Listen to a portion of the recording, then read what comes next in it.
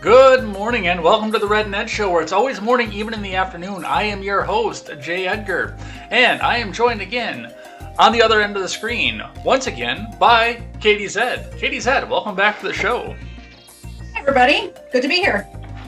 Good to be back too. And we came up, it was kind of a last minute thing once again here. The fucking jury duty thing just threw me off completely, and now I don't know who to contact for guests, everything else out of here, and I don't know. There's a lot of stuff that's moving here right now, and a lot of stuff going on in my life here. Some stuff might change somewhere here, but man, oh man, could I use a break somewhere off of here. But the news doesn't stop for anybody here, so we have got to keep going off of it here because, man, I don't know if you watched Contemporary this past week in full, but I had to backlog every single day this week, and it wasn't a small backlog either.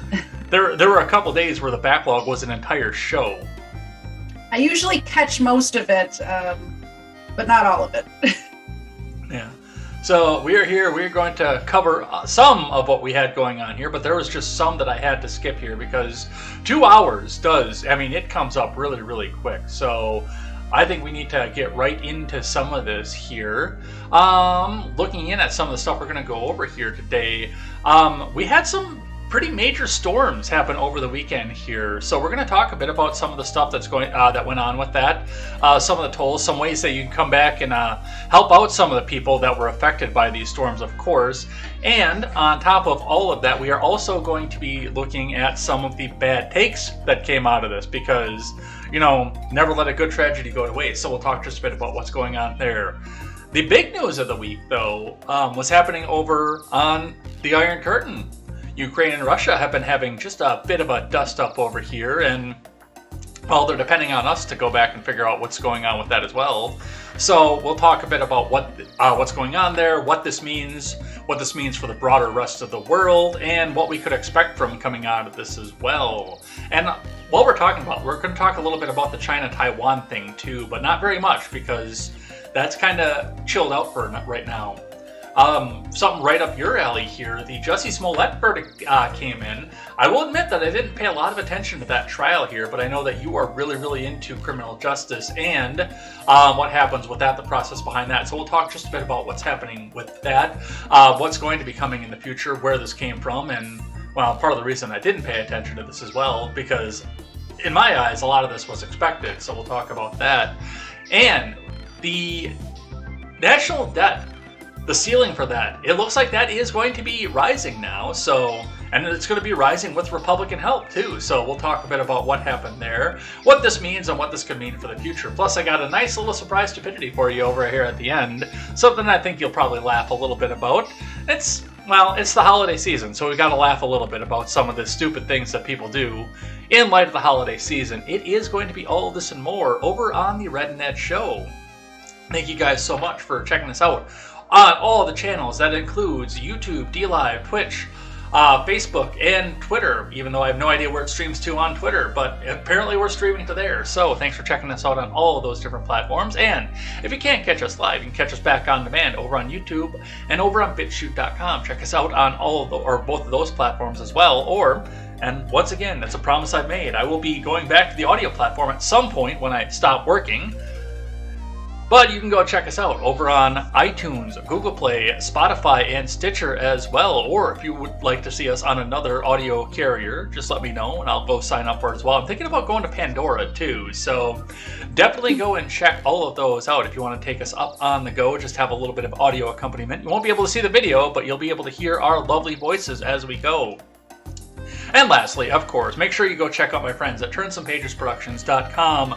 We are still under construction right now. I'm working on setting up a new fundraiser for the Turn Some Pages media group here. But while we're raising funds here, you can always go and check out great programs such as the Daily Ignoramus, the Breakdown with Birkenhoff, the R-Rated Conservative, the Freckles and Brick Show, and the Porch Boys. Go and check all of them out there. All going to be there. We're going to pull in some writers, actually get some written articles, and help get you news by the common man for the man. That's always been a dream of mine, taking some of that corporate money away from the corporate people and putting it in the hands of the people who have to make some of the same decisions that you guys do. All right, after a lengthy introduction, are you ready to get down to it? I'm ready. All right, let's kill out some of the intro music here and let's look at some of the stuff here. We had I talked about the four main topics here, but we just had so many other things that happened this week. It's been a crazy week of just scattershot kind of things here. So, where is this one? This is the one that I want here. There we go. I'm so prepared, I'm telling you. All right, let's get down to it. First off, let's talk about the Christmas lights, shall we? This wasn't surprise stupidity. This was actually something else that had to do with this here. Desert Mom tweets out, Christmas lights are now offensive, of course, tweeting out with a letter that she picked up from Coolidge Street Northeast in St. Anthony, Minnesota, which is Minneapolis suburb here. This letter here that says, I couldn't help but notice your Christmas lights display. During these unprecedented times, we have all experienced challenges, which casual words don't describe what we're feeling. The idea of twinkling, colorful lights are a reminder of decisions that continue to run through our society, reminder of systemic biases against our neighbors who don't celebrate Christmas or who can't afford to put up lights of their own. We must do the work of educating ourselves about the harmful impact of outward-facing display like yours can have.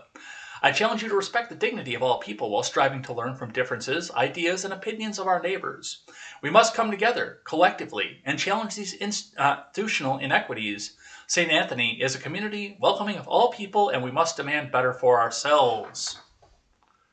Take it away. Immediately, what needs to happen is it needs to have, first of all, no colored lights. All white lights, lights, and it needs to be covered. Just your whole house covered in white lights. I actually have a neighbor down the block that has in Christmas lights every year, like strung across their yard, Jesus Saves in Christmas lights. That would be what my house looks like. Nice. So, yeah, and I mean, if I did something like that, I would definitely just be launching it even further. Like, oh, hell yeah. How do you not at that point?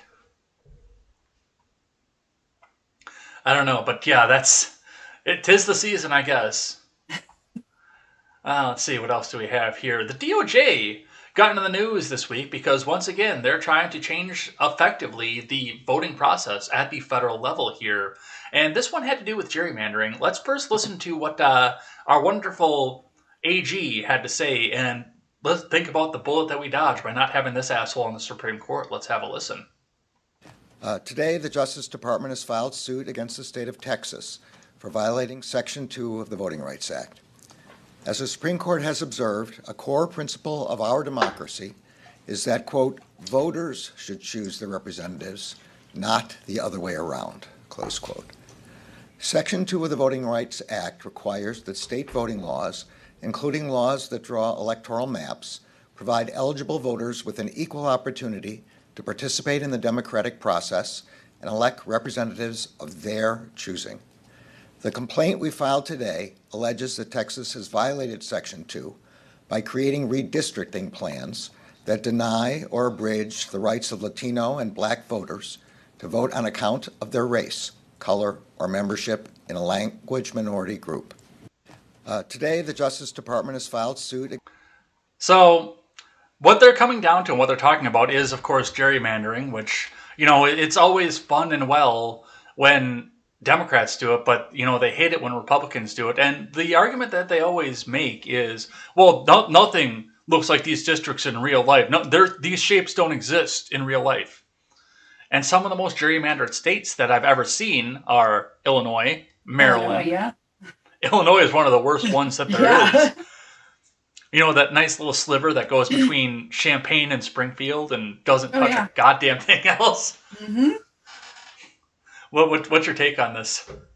They do it everywhere. They turn in California. They do it a lot to turn purple districts blue. Even currently, with this last, they're redoing everything now. They're doing that to districts in California. So why is it a problem for Texas to be doing this?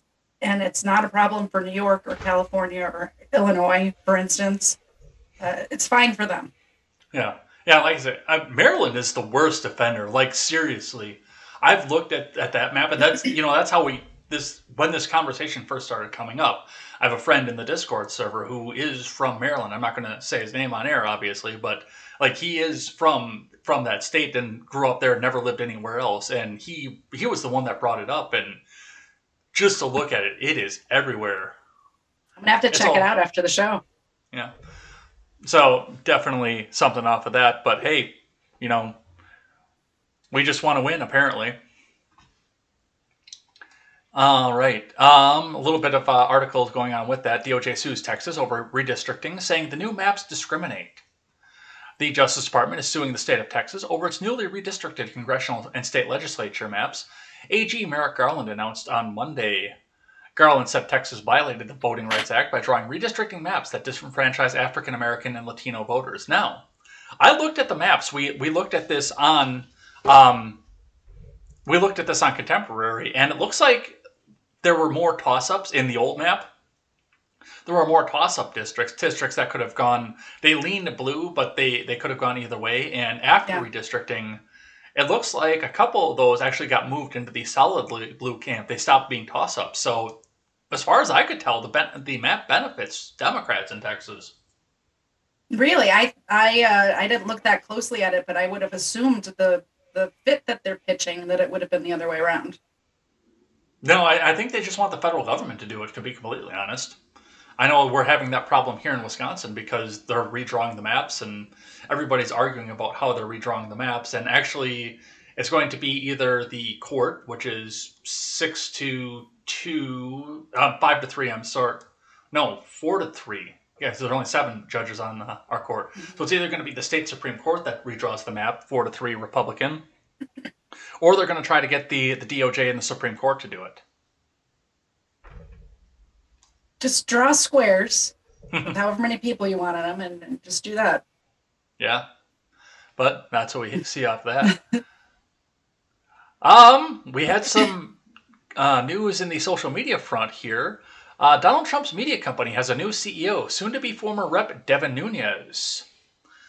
Reading briefly from The Verge here, a filing just revealed an SEC investigation into the plans for a special purpose acquisition company named Digital World Acquisition Group to merge with Trump Media and Technology Group to start trading on the NASDAQ. So what's next for the would-be social media regular giant? Naturally, TMTG has just announced a splashy new hire as its CEO, recruiting Congressman Devin G. Nunes, a supporter and defender of Trump. Nunes served on the House Intelligence Committee as it investigated allegations into Russia. A couple things that moved with this as well, with Nunes, is he's pretty much going to be districted out. Like, his district is going to stay there, but after they redistrict that, it's going to be a toss-up and possibly lean blue is going to be one of the things. This is one of the districts I was talking about in California. When I first heard that this was happening, I thought, well, why would you step down if you are a Republican from California? They need all the Republicans they can get. Mm-hmm. And then I'm like, well, what's going on in his district? So I looked it up, and he's not going to win re-election there anyway because of the current redistricting they've done off this last census. So why not? Why not go? And I know that they were just looking for a reason to get rid of him too, because he has been a thorn in the sides of a lot of these people as well. As far as this, it looks like this new media company is going to be, it's going to be the TMTG, the Trump Truth Social Media is what it's going to be. Rumble and Locals, Dave Rubin's project, are all going to be under the same umbrella. Yeah.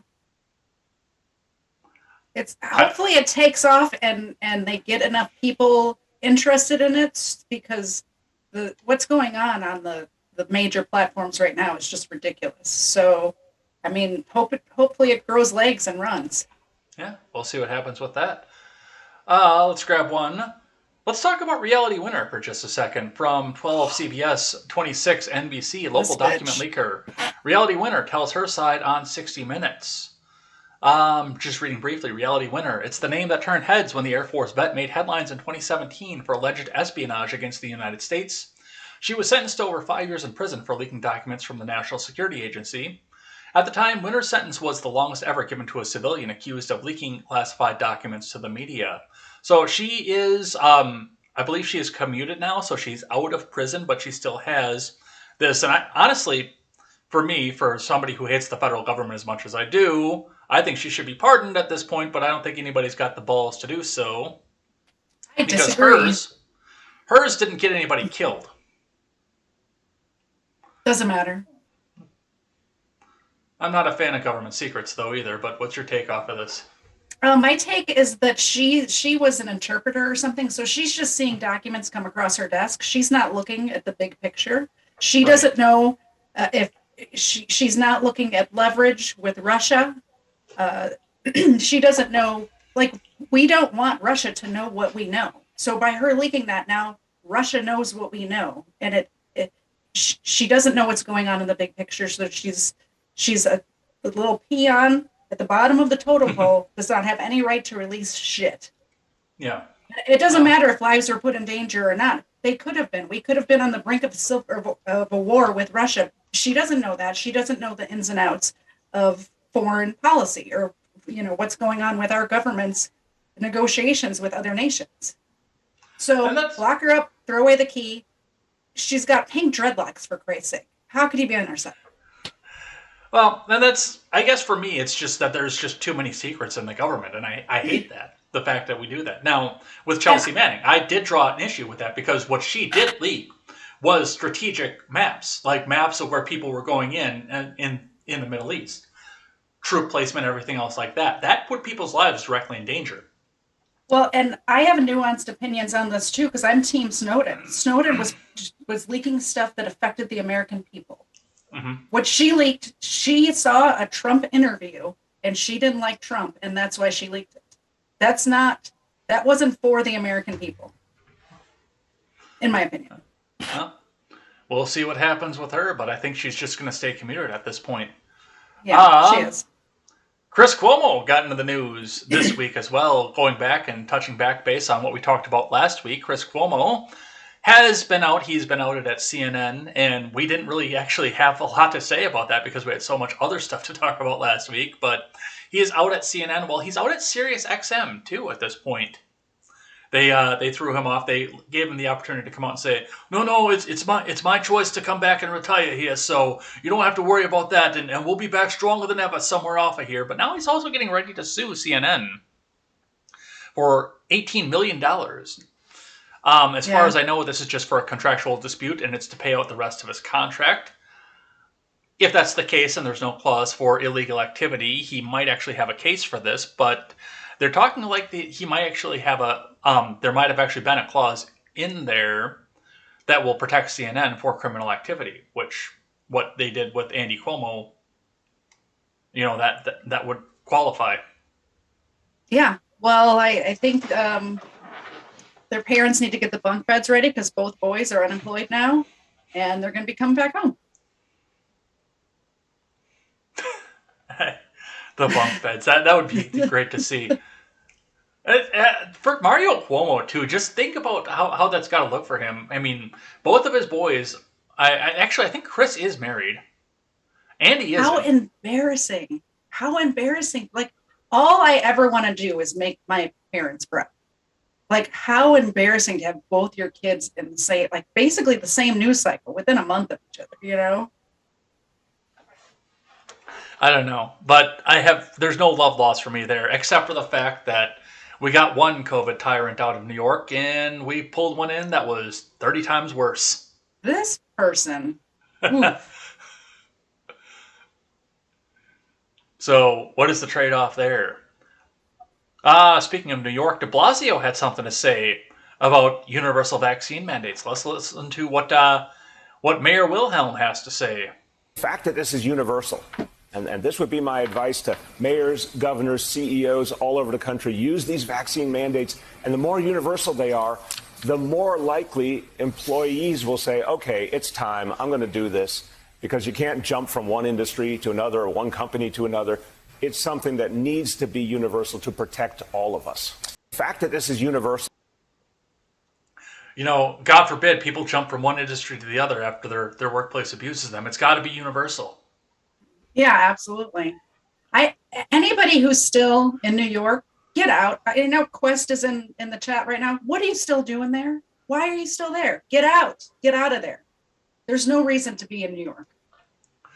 Well, and seriously too. I mean, once you sell, I'm not going to give details about his place, but I'm going to tell you once he sells his place in New York, he's going to be very, very, very comfortable, literally anywhere else in the country. Yeah. But Go Britt to was in the same. Tennessee.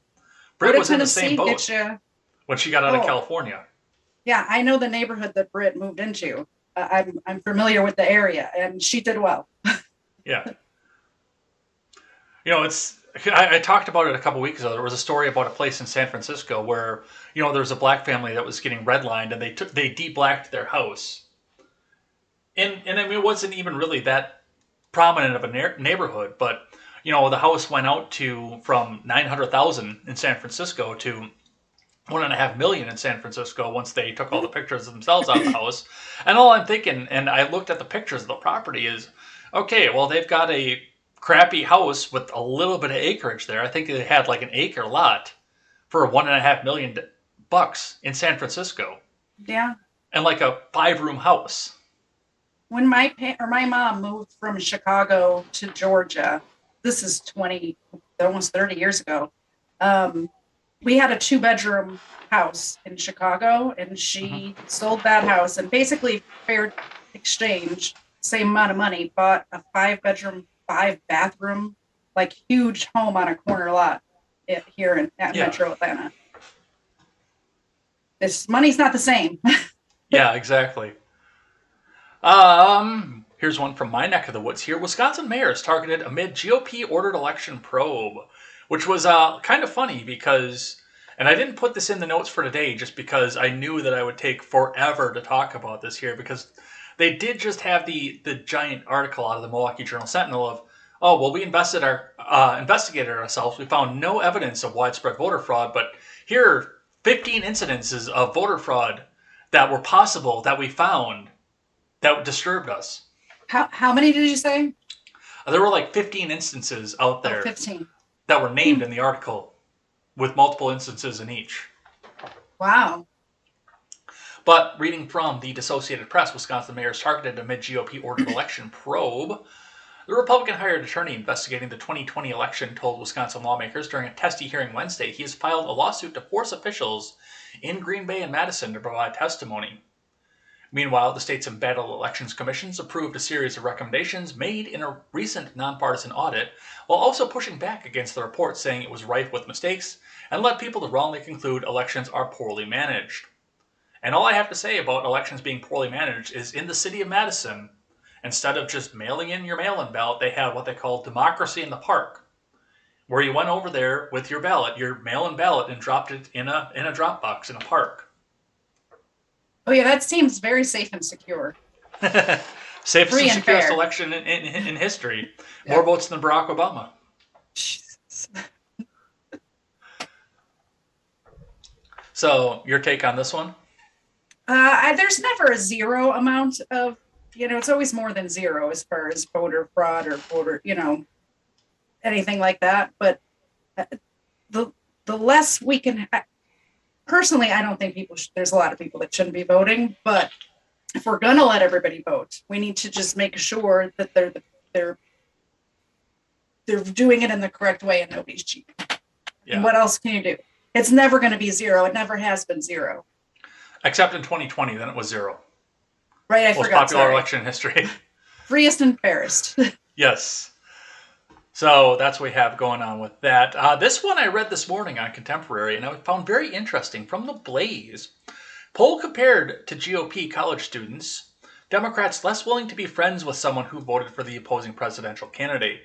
And actually, let me pop down here. I actually want to bring up the tweet that Axios put out with the chart. Let me get that up on the screen for you guys. What we saw with this, this was 850 college students, Democrat versus Republican on all of them. College students who would not blank someone who voted for the opposing presidential candidate. Go on a date with. 71% of Democrats would not go on a date with somebody who voted for Trump, which, being single around Madison, I see those kinds of profiles all the time. If you voted for Trump, don't even think about X, Y, and Z, versus 31% of Republicans. Shop at or support the business of someone who voted for the opposite side. 41% of Democrats, 7% of Republicans. Be friends with. 37% Democrat versus 5% Republican, or work for 30% Democrat, 7% Republican. Those numbers make sense to me. I have plenty of friends who voted not the way I voted, and we just don't talk about politics. I work for a company who, is a liberal leaning. I could just, you just know, and I just don't talk about it at work. The world is a big place, or there's a lot of things to find commonalities with people on. It doesn't have to be politics. Well, I know they've talked too about the fact that, we're drawing nearer and nearer to a civil war, but, looking at numbers like this, you got to wonder where that's going to come from too. There's so many people who are in the center. I guess I took a poll, the test the other day, and I'm kind of center right. Mm-hmm. Is where I landed on the little chart. And I can be friends with people who are center left. It's the crazy far left. I just don't want to, I wouldn't be mean to them or whatever. I just don't want to give them any of my time or energy. So. Yeah. No, definitely interesting one to see off of that.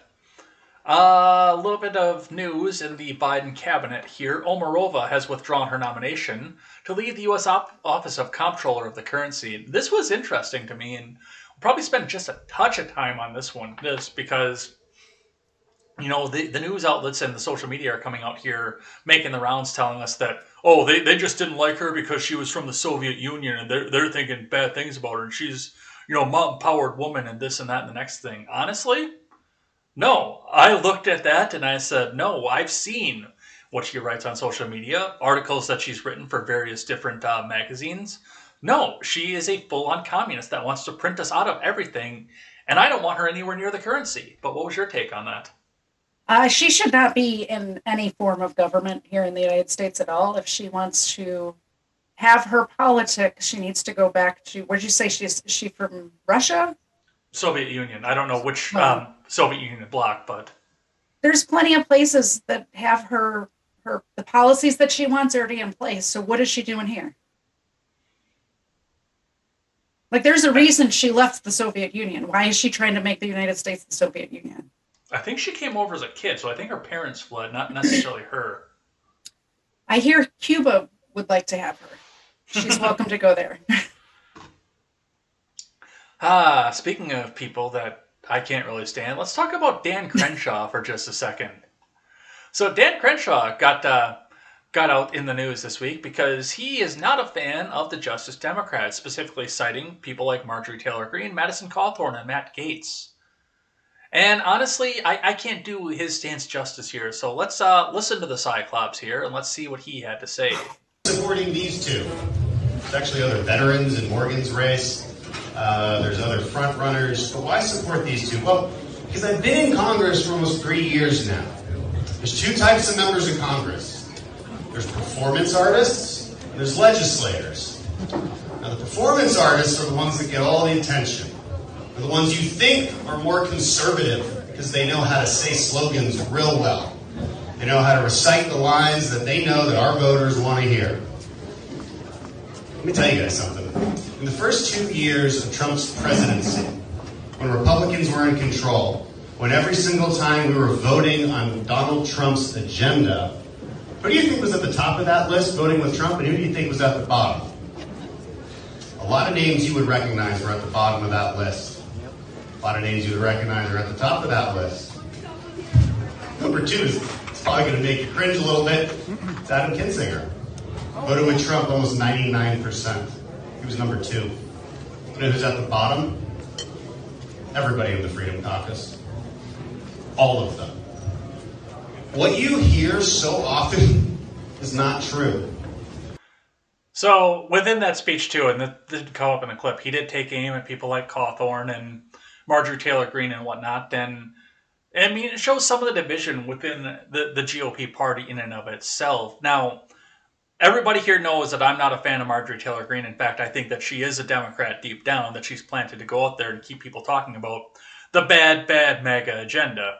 because she says that the right thing a little bit too well for me. But I look at other like Cawthorn, Gates, Boebert, for that matter, that actually I think are realistic, and they're in Freedom Caucus mode off of that. But like I can't stand Dan Crenshaw more because he's one of those warmongering, keep us in the Middle East forever, Bushite assholes. What are you talking about? He's a war hero. Everyone has to love him. I don't know what you're talking about, Ed. I don't. But he's a war hero. Yeah. I'm kidding. I don't like any of them. And I think that they need to all get on the same page, whatever page that's going to be. We all need to get on the same page, or you need to get out. You just need to get out. Get the fuck out, or get on the same page. There shouldn't be this infighting, and we need to not reach across the aisle. We need to join forces on one side and then make them comply to us. Yeah. And then, I would love to see an actual Democrat Party that represented the people and was worth voting for, because then there'd actually be a competition. Because my big fear, of course, with the right is the hard right, not necessarily ethno-nat, but the hard right, Christian right takeover, and, Christianity into the government and force it down your throat at the whim, like our friend Nate over there wants to do, force Christianity down everybody's throat at the end of a sword. I love that. Let's do that. I'm for that. I am not for that, unfortunately. At least the values and morals. You don't have to be a Christian, but you need to follow the values and morals that this country was founded on, which was Christianity. Yeah. But just get these warmongers out of there who want to keep us over in that region of the world forever. Yeah, I agree with that, but I also think that we need to have a strong military so people don't fuck with us. It's kind of hard to fuck with us when there's a gun behind every blade of grass. Keep that in mind. They're fucking with us. They're fucking with us not on our own turf. Yeah. So. But that's what we see coming out of them. I got just a few more here. One from Politico. Democrats fall flat with Latinx language. This one is funny to me. This one was almost surprise stupidity. So they polled a bunch of Latino people down in Texas. Only 2% of those polled refer to themselves as Latinx, while 68% called themselves Hispanic, and 21% favored Latino or Latina to describe their ethnic background, according to the survey from Ben Dixon and Amandi International, a top Democrat firm specializing in Latino outreach. Which I knew that. I speak some Spanish. I don't speak a lot of it anymore because I'm out of practice. They need to stop trying to make Latinx happen. Latinx is not going to happen. Just stop trying to make it happen. It's the whole Gretchen Wiener thing over again. Yes. Stop trying to make that happen. You got it. Yes. Absolutely. Stop trying to make Latinx happen. But they're going to keep trying. And it falls flat with them, too. Like, the Hispanic people hate it. The Latinx thing is for college-educated, white people. Transsexual people. It's for people that blonde, white, American. Yeah. From CNN, Biden Supreme Court Commission's draft report details profound disagreement over adding seats to the bench. So in the wake of the Roe versus Wade thing that happened a couple weeks ago, they finally got the report back saying, hey, you probably shouldn't do this here because it's going to be seen as partisan. Just reading here from CNN, a controversial commission set up by President Biden to explore changes to the Supreme Court concluded in a draft final report Monday that there was a profound disagreement over whether to add more seats to the bench, but suggested more consensus for term limits for the justices without taking a final position on the issue. I'm kind of okay with term limits. Because it's kind of grim having the death watch of, okay, is this person going to die in this term? Is this person going to die in this term? Yeah, I think that everyone should have term limits if you're in the government. And I think they should all be shorter. Maybe the president can stay 4 years, but the 6-year shit, that's got to go. And the lifetime appointments is ridiculous. Yeah. Well, and I understand why they did lifetime appointments at the time. Because, your average lifespan was 55, 60 years old. By the time you got to the point in your career as a lawyer that you could be a Supreme Court justice, you were probably pretty close to the end of your life.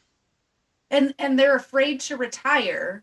I mean, they're going to work until they die because they're afraid to retire for political reasons. Your golden years is not, you know, go spend time with your great grandchildren. What are you doing?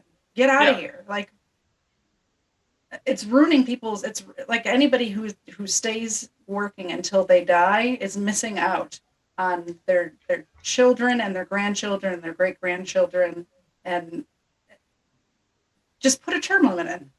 Yeah. But that's what they're thinking off this. I don't know what's going to happen with this, but I do think that if they do try to pack the court, I think they're going to get BTFO'd. I've got one from Courts here, just talking a little bit about unionization, because we talked a little bit about that off the beginning when we were talking about coffee, in fact. But there's been a strike at a Kellogg's plant, which has been driving supply of Kellogg's cereals and whatnot down. It looks like now Kellogg's is going to be replacing 1,400 workers who are striking because they can't come out and reach a deal. And, I mean, looking at what the contract was, I probably would have taken it if I was the worker on the line. I would have probably voted for the deal that they put out. I did read a little bit of it in detail, but the union voted it down. They said, no, we're not going to do this. They got almost everything they asked for, correct? Yes. It was just about everything, and they still said no? Is that I kind of browsed the article a little bit, but I want to say it was almost everything. I think the raise percentage was a little bit lower than they wanted, but they got the health care and everything else that they wanted off the outside of it. Mm-hmm.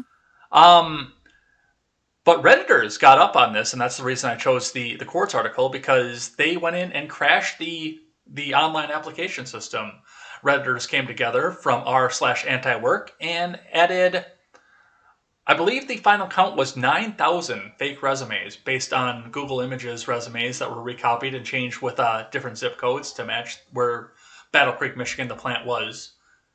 And flooded it with so many applications, they actually they shut down the server that the applications were on. Yeah, that's dumb. Why do that? I mean, I understand why they think they're doing it, but it's dumb. Like, I don't know. Like, as if we don't have enough supply chain issues right now already. Now we're going to start fucking with American companies. Like, there's already shelves in places that are empty. Now we want the cereal aisle to be empty too. Like, if you look at the cereal aisle, half of it is probably Kellogg's. Half of that aisle at the grocery store. And it's a big ass aisle. Well, and I mean, you look at the Reddit too, it's r/anti-work, but really, honestly, just think of the effort that it took to come out here to do the data entry for this. If you put that much effort in going to work, and there are data entry jobs you're out working. there. They're actually working. And you can get, I mean, you're not on the factory line at that point, but you can get a decent living doing just data entry like that. Mm-hmm. Absolutely. But they'd rather stay home and do it for free and stick it to the man. That's crazy. I wish somebody would pay me to stay at home and stick it to the man. They're not getting paid to do it, though. That's the thing. Oh, I'm sure they're somebody's giving them something. They got their food stamp card or whatever. They have somebody's paying them to stay home. Unemployment, I don't know. Pfizer CEO says fourth COVID vaccine doses may be needed sooner than expected due to the Omicron variant. I don't have to read into that. You know how I feel about that one. Follow the money. The Omicron variant hasn't killed anyone. 0 people. It's basically, you get sick and then you're fine. So why are we worried about the Omicron variant? Like, actually, you should be trying to get the Omicron variant because you still get the immunity, but you don't die. Like, this is one that you want. So stop trying to give me a vaccine for it. I want to get this one. But if you don't get the vaccine, you might catch it and die. But nobody's dying.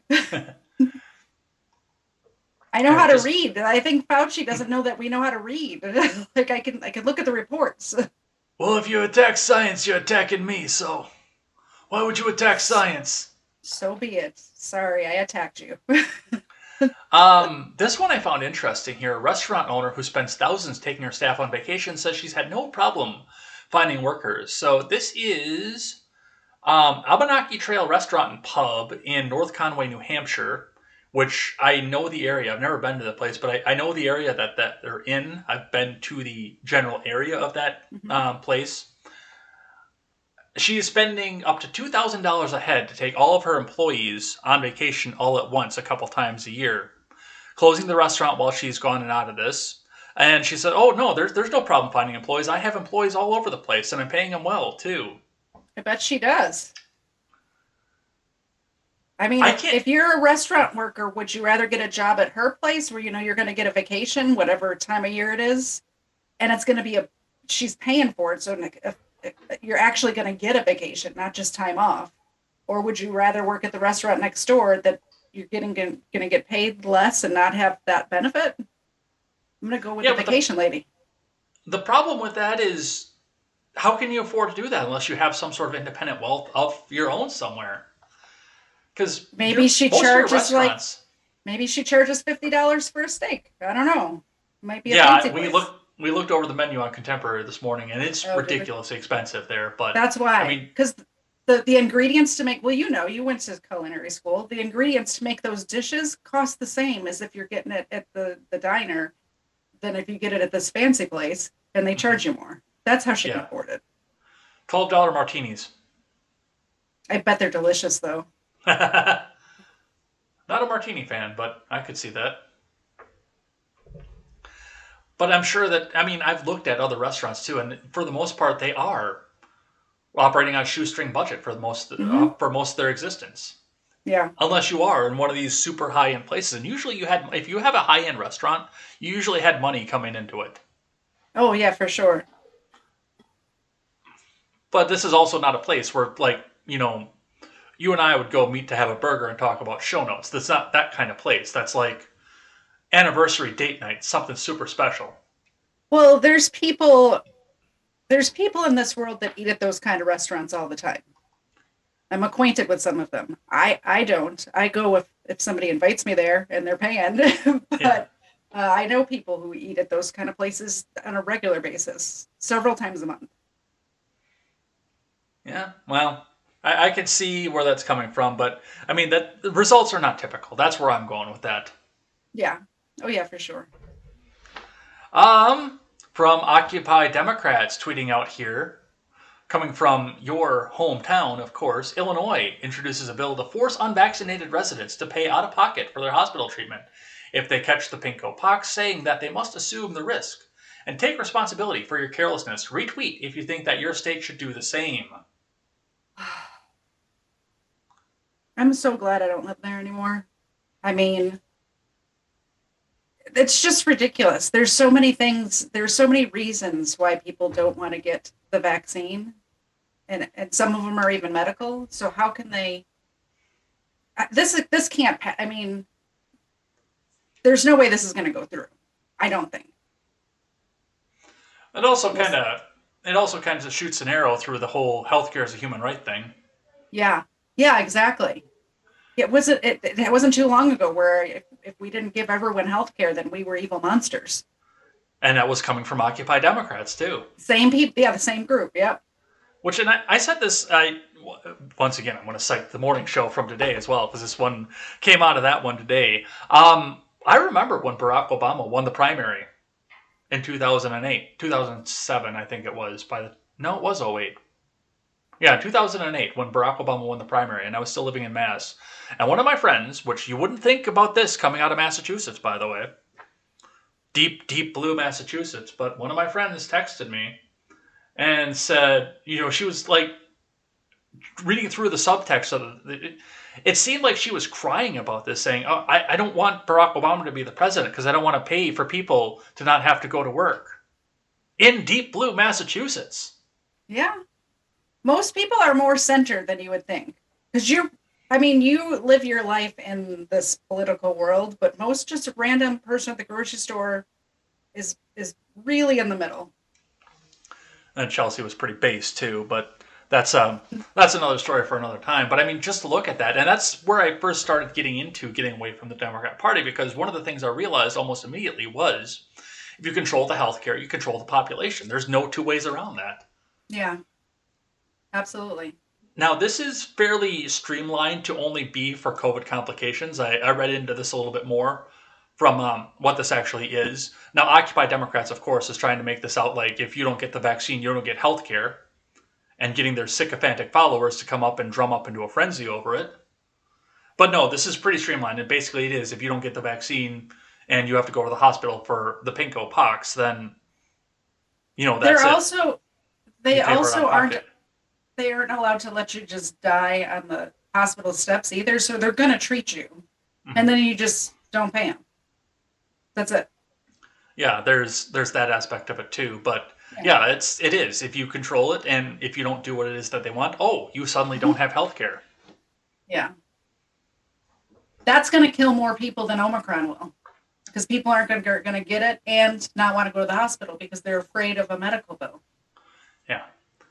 All right. And the last one that I have for you today is that Mr. Newsom got it in his surfer boy head this week that he wants to exploit the Supreme Court in response to the Texas abortion law. And he's going to use that to enact gun control in California.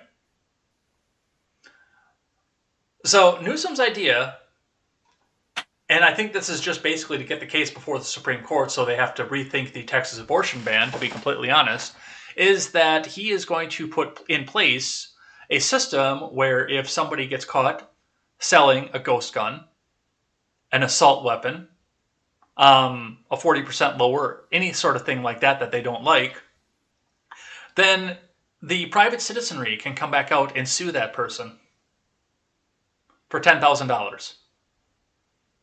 All right, good luck with that. Yeah, I was just thinking California needed more gun control. like they just didn't have enough. They need more gun. At this point, California can do whatever California is going to do. There's nothing we can do to stop them. I mean, I feel bad if somebody still lives there. I actually I'm leaving to go there in less than 24 hours. So, I do have to go there from time to time, and I don't talk a lot, and I mind my P's and Q's, and I don't make eye contact with the bums on the street, and I'm usually fine. But California's going to do what California's going to do. Well, that's my take on it. I'm kind of sad I have to go into the purge without any weapons, though, because when you fly there, you can't bring your weapons with you. Well, basically, they can push that off into the ocean as soon as I go down to the greater Los Angeles area. And I'm not going to say what part of the greater Los Angeles area, and get my cousin out. Yeah. Then San Andreas, do your thing. Needs to be out of California. All right. Let's do some live chat here, and then we got to get into the big news of the day. A lot of lightning round stuff, so... How did I do? I didn't talk too much, right? I tried so hard not to talk too much this time. No, it's quite appreciated here. Let's see what these guys had to say here today. Good crowd once again today. Nephilim Ninja is here. Quest Fanning is here. Life to the Max is here. Sully Blue is here on the YouTube side. Made it to one of these again. Welcome in, Sully Blue. Ignoramus Media. Number 2. I don't know who that one is, but number 2 is here. She's my best friend. She lives in Indiana. Nice. Welcome in, number 2. Thanks for popping by here. Mr. Zed is here. Happy birthday, Quest. Friday's off for Quest's birthday, so we'll have to say a special shout out to that in the live chat day on Contemporary. Absolutely. Let's see. Who else is here? Light Supremacy says Ignoramus Media. Jerry keeps mandering. Dang it, Jerry. Mr. Zed said Illinois changed lines to include those on the otherwise of the Rainbow Bridge. You're I don't know if you've got a bad connection or something, or maybe I do, but looks like you're a little bit unstable over there right now. Yeah. Oh no. Oh no. Do you want me to jump out and jump back in while you're reading? No, it looks like it might have corrected itself. If it gets bad, we'll see what's going on here. Seawall's here with his armored half-track. Steven says, if Jussie goes to jail, is he going to become a civil rights icon? No, I think he's going to become a popsicle. They didn't need that imagery. If I had to think about it, you had to hear about it. That's not fair. It's kind of like the Corvette meme that I put out on Twitter the other day. Let's see. Randy Crush Saga is here. Quest says most government secrets are to cover individuals' mistakes or plain evil and selfish deeds. Let's see. What else do we have? Randy's here because he's waiting for his kids to do swim practice. Well, thank you. Dishonor on your whole family, says Leibt to the Max. Quest says Mario was a good man who let his kids become spoiled shits. Ain't that the truth? Rosanna Clark has a spam link, or tried to put a spam link in the chat over on the YouTube side. On YouTube, huh? It's Yeah. usually Twitch. It's always Twitch. Ignoramus Media is going to go vood harder. Leibt to the Max says voting for Homecoming Queen sounds more secure. It probably is. Randy says, can Dems really be friends with anybody with the way they will eat their own over the most minor thing? Hoopy Star is here with a minor thing. Sully says, that's so dumb to have that mindset. I have tons of friends with different stances, which is fine. Let's see. Quest Fanning says, screw Dan Crenshaw. I mean, if you want to, Quest, I'm not into that. Maybe his eye socket is available. Oh, why? What? Just don't be gross. Stop it. Randy says, I kind of hate... Randy says, I kind of hate that I use the Mean Girls quote for so many things. I find myself saying, stop trying to make blank happen almost daily. Me too. I like that movie. As much as I can't stand Tina Fey and her politics, Such a good movie. I like pretty much anything that Tina Fey has written. She's one of the few women that I actually legitimately find funny. Her and me, only two funny women. That was funny. Quest Fanning says 100 years ago or more, courts were distinctly anti-labor. Now they're not. If someone is egregiously illegally being done to workers, a lawsuit will work. Randy Crush Saga says, would Wake and Bake Pizza be a high-end restaurant? $21 mojitos. Quest. I mean, did they have gold leaf in them or something? Jesus. It's New York City. That's why everything's that expensive there. Let's see. Quest says medical billing is so notoriously poorly administered that medical debt counts less towards your credit score. I don't think it counts at all towards your credit score. I don't think so. Friday is also Seawall's birthday. Number 2 says real nice, Leibt to the Max. Steal something nice for yourself, Katie, says Leibt to the Max. That's the one I missed. I mean, if looting's going on, why not? Let's see. Randy says, I saw a Corvette at a gas station that doesn't sell the right octane. I took a picture and sent it to my Corvette-owning friend with no explanations. He responded, F.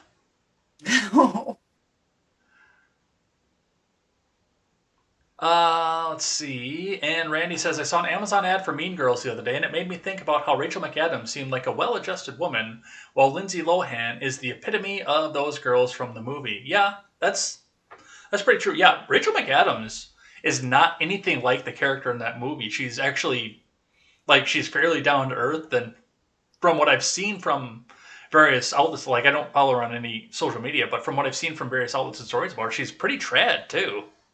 Yeah, like normal. She's like a normal girl. But that's what we see here. We will do the Jen Psaki and circle back for more of the live chat here after we talk about a couple of the topics that we have up on the stack here.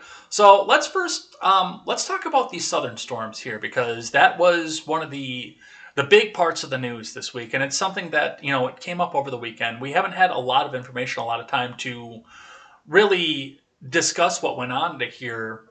And we don't have a lot of the details right now, but there's some good news and some bad news. But over the weekend, I believe it was 6 states got hit with a series of tornadoes that ran all across the central South.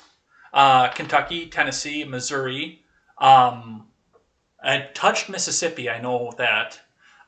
I may be missing a couple off of this as well because I've only got 4, and they said 6. And I know Kentucky bore the brunt of it, the absolute brunt of it. They took the worst out of it too. And I've got some of the pictures that came off this as well. But it's insane to think. And I mean, December tornadoes they're a rare thing.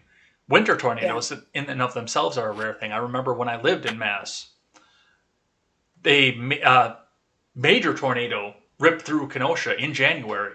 And one of my friends actually called me to say, hey, go check on your family. And I started calling around for him. And, I know he probably wouldn't watch the show because he's the super progressive, but I got to give a shout out to Matt for coming out and actually saying, hey, we just had this come through town. Go start calling your family and make sure everybody's okay. Yeah. Because I'm 1,700 miles away. And that's, for the most part, a local story. Yeah. But just some of the devastation and everything. I know you had the big concern over how the roads were all so clear this morning. All I'm saying is every picture that I've seen, there's debris, but there's no debris on the roads.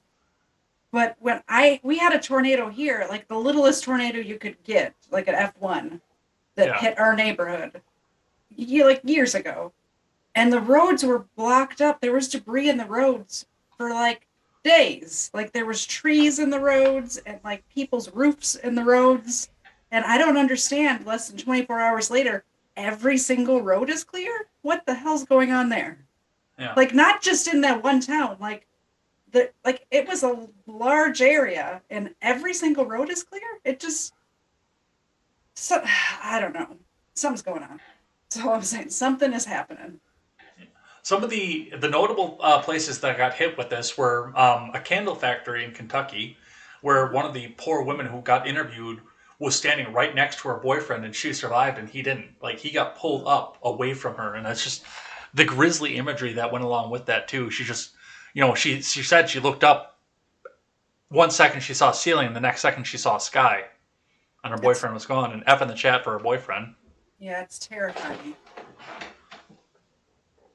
I've seen a tornado up close.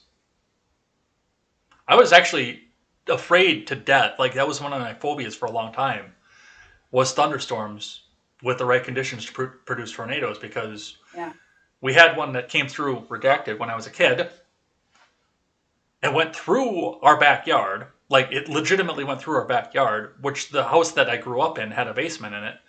But my dad was out because my dad did freelance sound engineering work for various bands around the country. He had a show that night, and he wasn't there. We were with a babysitter who lived next door. That house didn't have a basement yet. It was actually, they were in the process of constructing the basement when it happened. So, and no interior rooms either. So we laid down there on the floor, and I watched out the window as the tornado went through the backyard between our houses. It's scary. And it usually happens at night too. The one that hit us was not at night either. And it's just, the sound is horrifying. Mm-hmm. Oh yeah. It absolutely is. I didn't see the tornado because I was not here at the time, but I could hear it. I was a couple of miles away, and you could hear it. You could hear stuff flying around. Yeah, my dad had actually, with the one that went through redacted when I was a kid, my dad had actually come home from the show to go check on us about the time it was coming through town. And he said it sounded like a freight train was going through the living room. Yes. Which we all knew well because we lived across the street from train tracks. Yeah. That ran freight. And it did, and that's my memory of it too. Now I was pretty young when it happened, so I was like 8. Other notable places that got hit with this were the Amazon Fulfillment Center in Edwardsville, Illinois. A nursing home in Arkansas was another notable one, and several other neighborhoods off this. CNN did a very good mock-up of all this, and this is where we saw some of the imagery, where they showed us side-by-side image from various different dates off of them. Most of them came from 2007, of course. This one, satellite imagery from January 20th of 2017 to December 11th of 2021. And, they gave us a slider where we could just slide across in here and just see, this is what the neighborhood looked like complete. all happy, squared, and everything. And then, you just slide across and you see the grim reality of this coming back and the devastation that's in it. The absolute devastation that this did. This was no small incident by any stretch of the imagination. Another one here. This was the candle factory. So you can see off the main building there. Two buildings were completely destroyed and decimated. Whereas you can see what that looked like all before. Yeah. It's just it's frightening to see just the absolute power off of this, and the fact that this is one of those things of living in the Midwest too. I mean, stuff like this can happen all the time. It doesn't usually happen in the winter though, so I'm wondering who's changing the weather. Might have something to do with space laser. Chemtrails.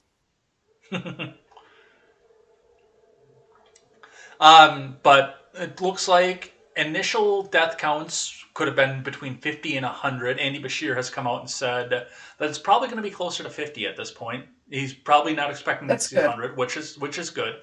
The Amazon one blew my mind because, I know how big an Amazon warehouse is. They put one up in Kenosha right before I left, and, now I've gone back and seen it again. I've gone back to do the Rittenhouse and the St. Jacob riots. I went back to go and explore those and live stream from those, and I've seen what the actual fulfillment center looks like, and that's huge. That's massive. Yeah. And this one from Edwardsville too. I know they've got that image up on the CNN article. Yeah, it's this one here. Because you can see the semi-trailers off to the background over there, and just how little a 53-foot trailer looks compared to these buildings. Mm-hmm. And they just have the tornado rip through one of the buildings off of there, and the fact that only 6 people died off of that. Yes. That's a blessing from God. That only 6 people. Absolutely. Because that could have been a lot worse.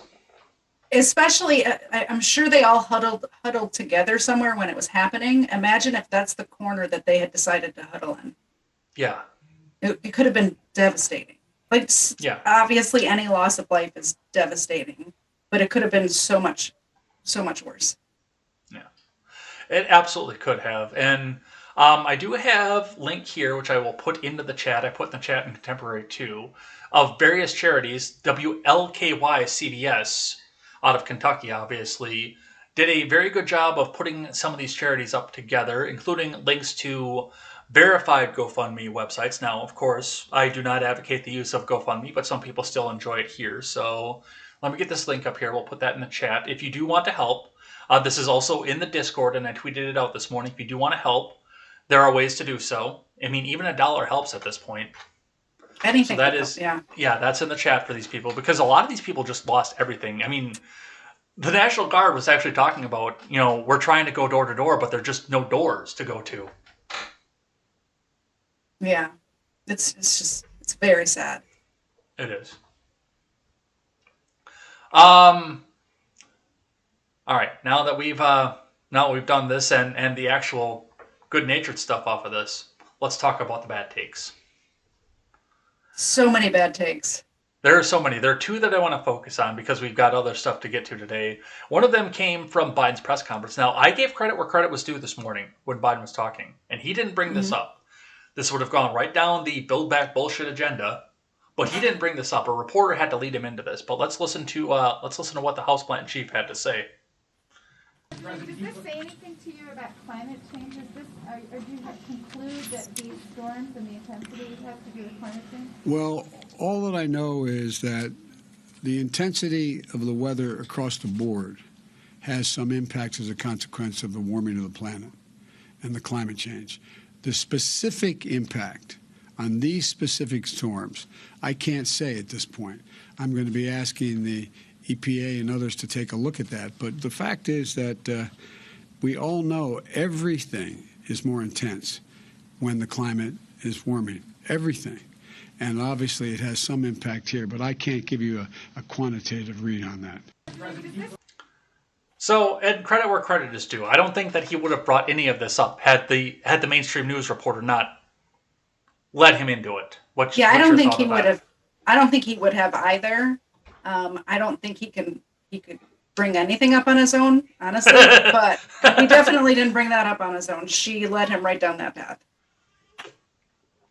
And I got to give props to Bashir too, because he's been one of the worst ones on the dogma and the indoctrination, and just he's been really good in this disaster. And it's only been a couple days, so he's of course got plenty of time to fuck back up, but he's been really good about this. Yeah, he's been very good, very fair-minded, and let's not squabble, let's not fight, let's just help Kentuckians right now. And you got to give some admiration to something like that. You really do. Absolutely. Are you familiar with? Oh, go ahead. No, go ahead. Well, I'm changing the subject here, so if you've got something else on that subject. No, I'm good. Okay, are you familiar with who Noelle Scovell is? No, tell me about it.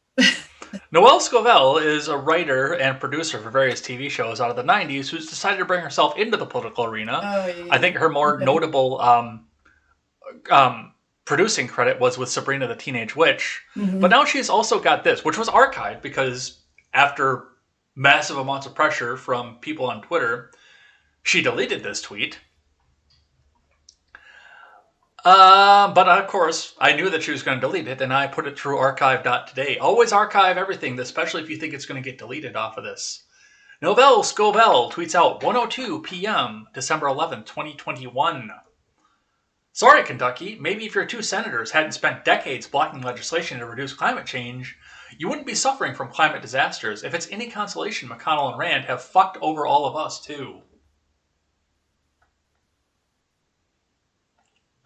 I mean, I think she needs to delete her whole account, not just that tweet.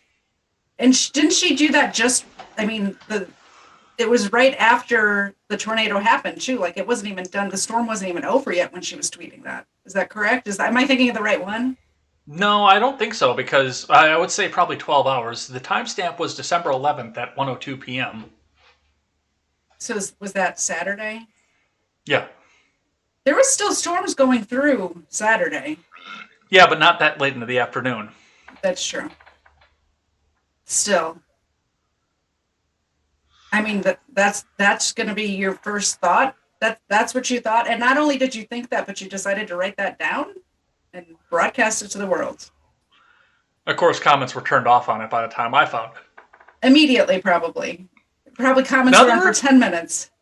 I was going to say, there were a few people that got a few nice, good jabs in on her off that one. Well deserved, of course. Yeah, absolutely. But she deleted this tweet, and then she went back down and tried to double down on this and try to play the victim on this whole thing. I mean, you should feel bad for her because she's so dumb. That's the victim right there. So dumb. But I mean, that kind of goes on to what I was saying with Biden and the fact that he was led off of this, because, when we see a disaster like this, it seems to be the first place that people go is, okay, how can this run to my chest, especially on the left. I don't understand seeing dead bodies and thinking about your own personal agenda immediately. It just doesn't even cross my mind. Yeah, and I mean, now that it's been a couple days, now that we can go back and poke fun at this a little bit here and the fact that she did this, if there'd have been a Saturday show, I wouldn't have touched this tweet for a second. If there'd have been a Saturday show, I wouldn't have said a word about this tweet. Now it's sitting here Monday. We can sit here and play armchair quarterback a little bit and come back and say, okay, now who reacted well, who reacted badly to this? But yeah. Absolutely. So, it's just, what could Rand and McConnell have done even to stop this? That's my big question. Like, what does she think? I hear they have control of the weather, so there could have been something. I don't know, but yeah, it's just, how do you get to that place? How can you have that much hate in your heart that you can get to that place? Too much drinking the Kool-Aid. I like Kool-Aid. I think it tastes wonderful. It's poison. But not that Kool-Aid. Maybe some Kool-Aid that makes me go ask Shu out. No, I'm not even going to. No. You knew I was going to bring that up. I was going to find some place to hide that into the show. Nope. You're better than that. You need to have self-respect. You're better than that. I think that if that actually happened, because we're so polar opposite, it'd be like antimatter and matter together. The fabric of the universe would start to pull apart. Yeah, no. Just stop. Get the thought out of your head. Just stop thinking about it. First of all, gross. Secondly, just stop. She's my type. That's not that gross. Yeah. Well, we could sit here and talk about this for the remainder of the show, or we could sit back here. Let's talk about some of her idiotic ideas and then see if you still like her. Go ahead. Next, or we can talk topic. about the Ukraine. Yeah, what is Russia doing over there? So this week we've had some news coming out of the Eastern Bloc in the former Soviet Union, as Mr. Biden decided to have a major sit-down teleconference at which he couldn't turn his microphone on for a Zoom call, but we don't talk about that. Done that. With Mr. Putin. Because there seems to be some pressure going on with the Ukraine. Now, of course, Biden is very much embroiled into the Ukrainian politics as something that's been discussed, and it was actually the basis of a full impeachment of the former president. The business dealings with the Biden family and the Ukraine. So there is skin in the game with this. This is something that could affect the ability of a certain politician to be able to do his job, arguably. Absolutely. Which is, I think, part of the reason that some of the Taiwan stuff fell off the news right now. We'll talk just a bit about some of the China stuff, but I mean, this is major. As of right now, there are some military exercises and aggressive moves being done by the Putin military. According to military.com, there appears to be approximately 120,000 troops lined up on the Ukrainian border with Russia, which, I mean, it's pretty big, don't get me wrong. That's a pretty good-sized swath of land. They're all in one little area. It's not like they're spread across the whole, like all of these troops are in one area. From what I understood. I could be wrong, though. This is not my strong suit. Oh, foreign policy is not your strong suit? No. Could you tell? Yeah, criminal justice, I think, for the most part, is. But, I mean, this has implications to come back and affect our midterms right now, too. There's a lot of midterm stuff that's shifting and shaking. I think the Roe versus Wade thing is going to be a big determining factor what happens coming in November next year. But this, and also for re-election chances, too, because what do we know about...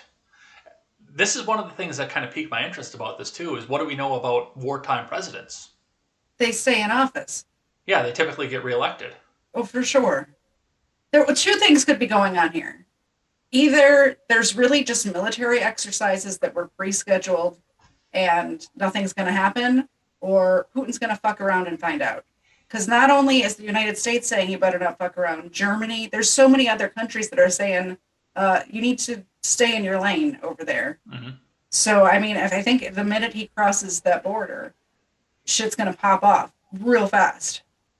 See, you would think that, but I don't know about that. Now, we could have conversations about the Nord Stream 2 pipeline and how that affected, the way that this goes. I know that that's one of the problems that Germany's having right now is they want to keep the lanes open for Ukraine. So Russia is forced to use the pipeline rather than or use Ukraine as a crossing point to get oil into the European Union, which I don't agree with. I think that we should still be supplying that, but hey, we'd have to have the Keystone open in order to do that. Don't even get me started. But I mean, looking in at this situation in particular, it is like, well, Putin's wanted to redo the Soviet Union since he started. Yeah. Well, and he's already taken over Crimea, is that called? Yeah, the Crimean Peninsula. Down in the south, yeah. So he's already, and people let him get away with that. So maybe he does have the balls to go in there and do it again. I don't know. I know that they're trying to do sanctions with it. Where's the one that I had up here? Yes. So Biden, in all of his Biden-y goodness, came, and this, we'll read this from the New York Post.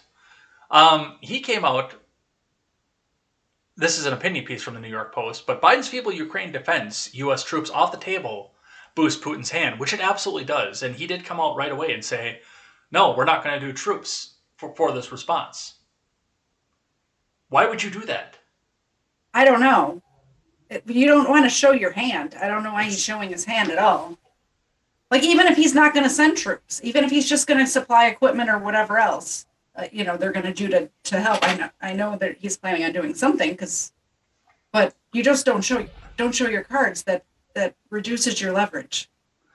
Well, yeah, but I mean, he is planning on doing something, but it's all financial, in spite of the fact that, yes, Europe has become Russia's biggest oil customer. Yeah. How do you sanction against that? Without entering yourself into the competition, of course. We could open up a pipeline or two. Yeah.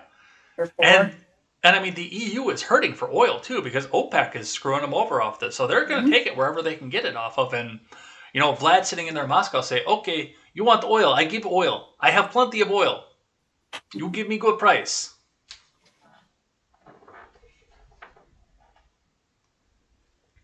Yeah, there's no reason for first of all us to be getting oil anywhere besides here. We have plenty. Mm-hmm. And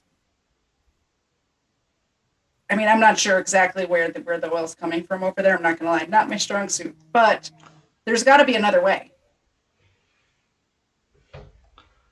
My dad just corrected me. My dad just corrected me a second ago by text message. He said the tornado was in 90. I thought it was 92.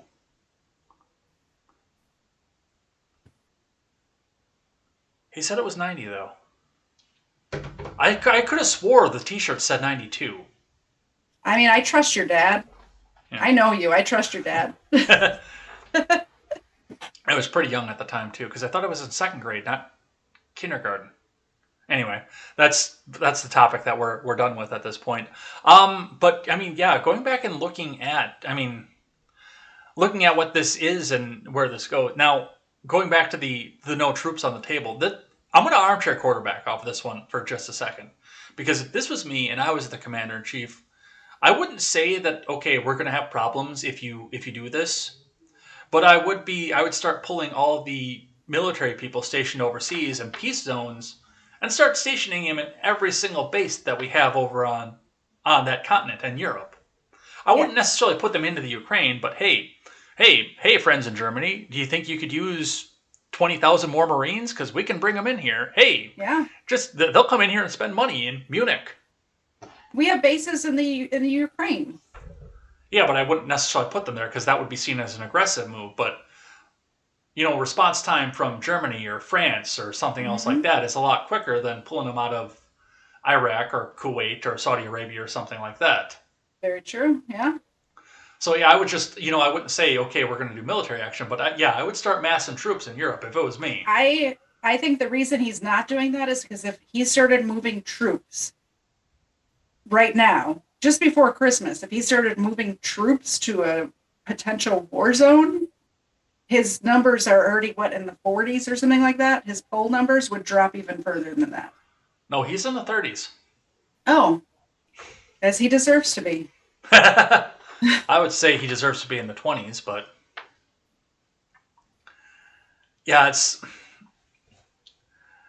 this is big implications too, because, also we've got China over there who is fucking around and trying to figure out where they're going to go off this as well. And I mean, they're getting it from Europe too at this point. I know we've got the European Union is coming out here trying to talk about whether or not they want to put sanctions on China for human rights violations.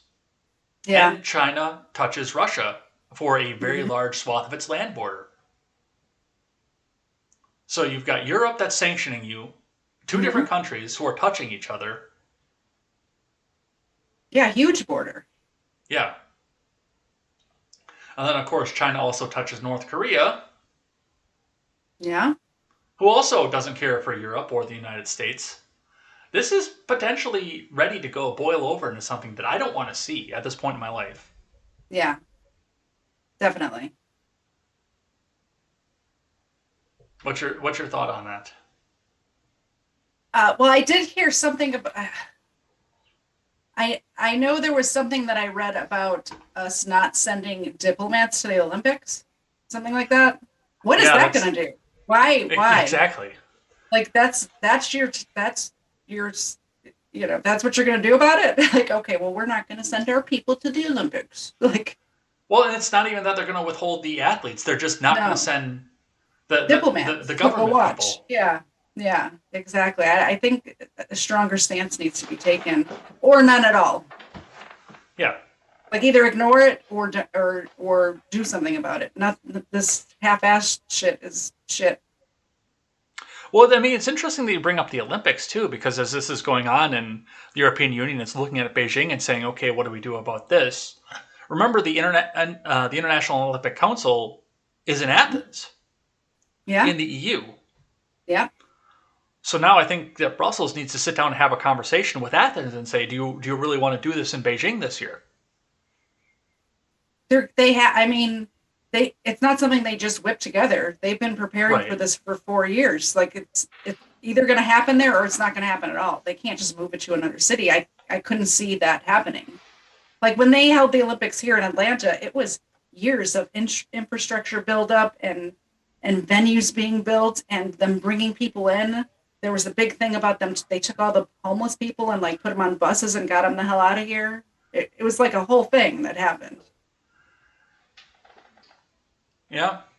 Yeah, no, I can absolutely imagine that. And of course, they want to make everything look nice. I mean, it's like it's the same thing with Madison versus Milwaukee too. They in Wisconsin, they don't say that they do, but they try to make sure that some of the people that they don't want shown in the tourism all gather up in Milwaukee, and they try to keep them out of Madison. Yeah, because that's the tourist hotspot of the state. Yeah, I don't know what we did with the homeless. They're back now, by the way. That was a long time ago. So before we get out of this topic, I do want to touch on one other thing. We'll do some live chat after this here, but there's been some dispute within the Biden admin over the information that's coming out, and the mainstream media as well. ABC 7 reports that Biden had planned to pressure Ukraine to cede some of the territory that Russia is planning to do so. Now, the territory that's in question is, I believe, 60 square miles in eastern Ukraine that is mostly controlled by Russian-aligned dissidents who are displeased with the Ukrainian government, that want to be a part of Russia, be part of the Soviet Union again. And that was Biden's first response is, okay, why don't you see that land? Or reportedly, his advisors were saying that they were he was reportedly trying to pressure the Ukraine to do so. My question is, who's asking these people who's taking the poll? Do you see what I mean? Like they're saying they would rather be a part of Russia, but who's saying that? Is Russia saying that, or is Ukraine saying that? As far as I know, it's the dissidents that live in that region that they would rather be a part of the Soviet Union again. Like they're actually saying that, like we hear their voices saying that, or somebody's going around and asking them. Like because it is. Let me grab. Because I don't trust. Like if it's a Russian reporter that's saying that, then how do we know like that's really what's happening? Well, like I say, the region in question it's controlled by Russian-backed separatists. So yes, Russia has a stake in this and off of that, but it is controlled by separatists. It'd be like if, I don't know, northern New England, Maine, Vermont, New Hampshire all wanted to join Canada again. They'd be called separatists at that point. Yeah. And we'd have to have the discussion whether or not to cede that land to Toronto. I say yes, let them go. Bye. I mean, there's already maple syrup in Vermont, so. Yeah. But looking at this, and then red-haired bobblehead comes out and says that that's absolutely false, that was never on the table. Really?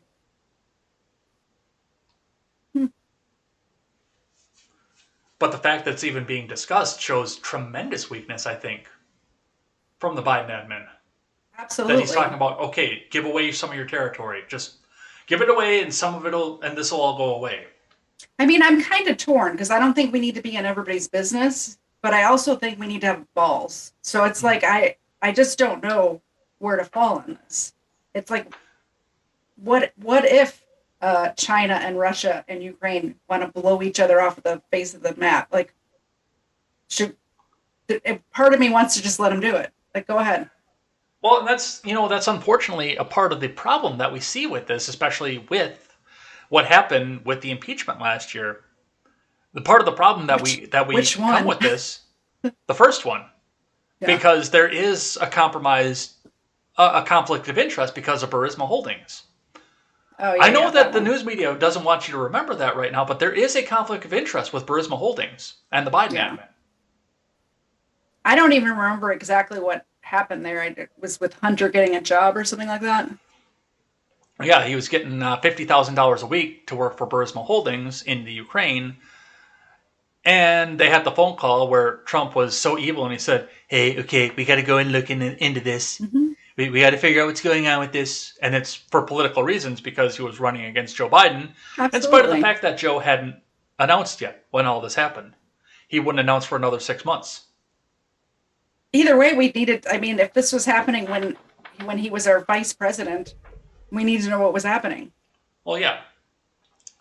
And yeah, I think that there is a conflict of interest. Hell, with the Taiwan and China thing, I think there's a conflict of interest because Hunter worked in China too. So, and it seems to be these countries that Hunter was involved with. Hunter got paid by a company in China. I don't think Hunter has worked ever. Like, I don't think he's actually ever produced anything except for track marks on his arm. And babies with hookers. Yes. So that's what I'm seeing out of this, and definitely something to keep watch on, especially right now. Like I said, 2 countries that Hunter has been involved in are now a big part of our foreign policy. And I don't think that our president can be objective with it. All right, let's do a little bit of live chat here. All right. And we got a couple more topics to go to. I'm going to be listening, but I'm going to turn my camera off to blow my nose. Okay. Next time, I'm just going to do that, and you'll know.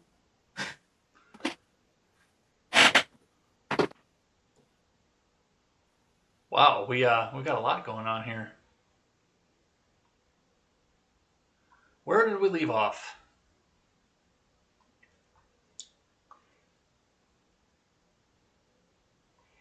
Quest says, our honeymoon was Madrid and Barcelona. Barcelona for the expensive mojitos. Let's see. What else do we have here? Life to the max and Seawall threw the F up for the tornado victims. Randy says, I did the Twister experience at Universal Studios. I'm pretty much an expert now. Rogzeg Salkuk says, VOT.FYI must be another link. Must be a place where we can go and buy followers and primes and subs. Do we not have any mods in here? Yeah, do we have any mods over on the YouTube side? Well, I can still see it even if the mods block them because of the restream program. I can still see the messages. Life that Max says, when I was 6, I was in a parking lot with my mom and brother during a terrible storm. Later found out a tornado touched down right next door. Let's see. Terrifying. Randy says, hey now, other than the science of weather manipulation, there's no evidence the weather can be manipulated. Yeah. Let's see. Randy says the best way to protect yourself from tornadoes is to get your jab. Obviously. Randy says, I'll start worrying about climate change right after tsunamis take out the California and New York. Sorry, Quest. Life to the Max says, it's because you're not a lizard, Katie. I'm not a lizard. Night Owl right here says, what are your thoughts on black people and BLM? My thoughts on them? Both of us, apparently. Go first. That's a odd question. What are my thoughts on black people? I have black friends. Yeah. Yeah, so I think BLM is not an organization that I would stand behind. I understand their message, but that's not what they're promoting. Yeah, for the most part, I think they're grifters. Yeah, that exactly. Yep. They're doing it for money. Mm-hmm. Let's see. Randy says, number 2, not to be a contrarian, but have you looked into the many ways that have been found to manipulate the weather?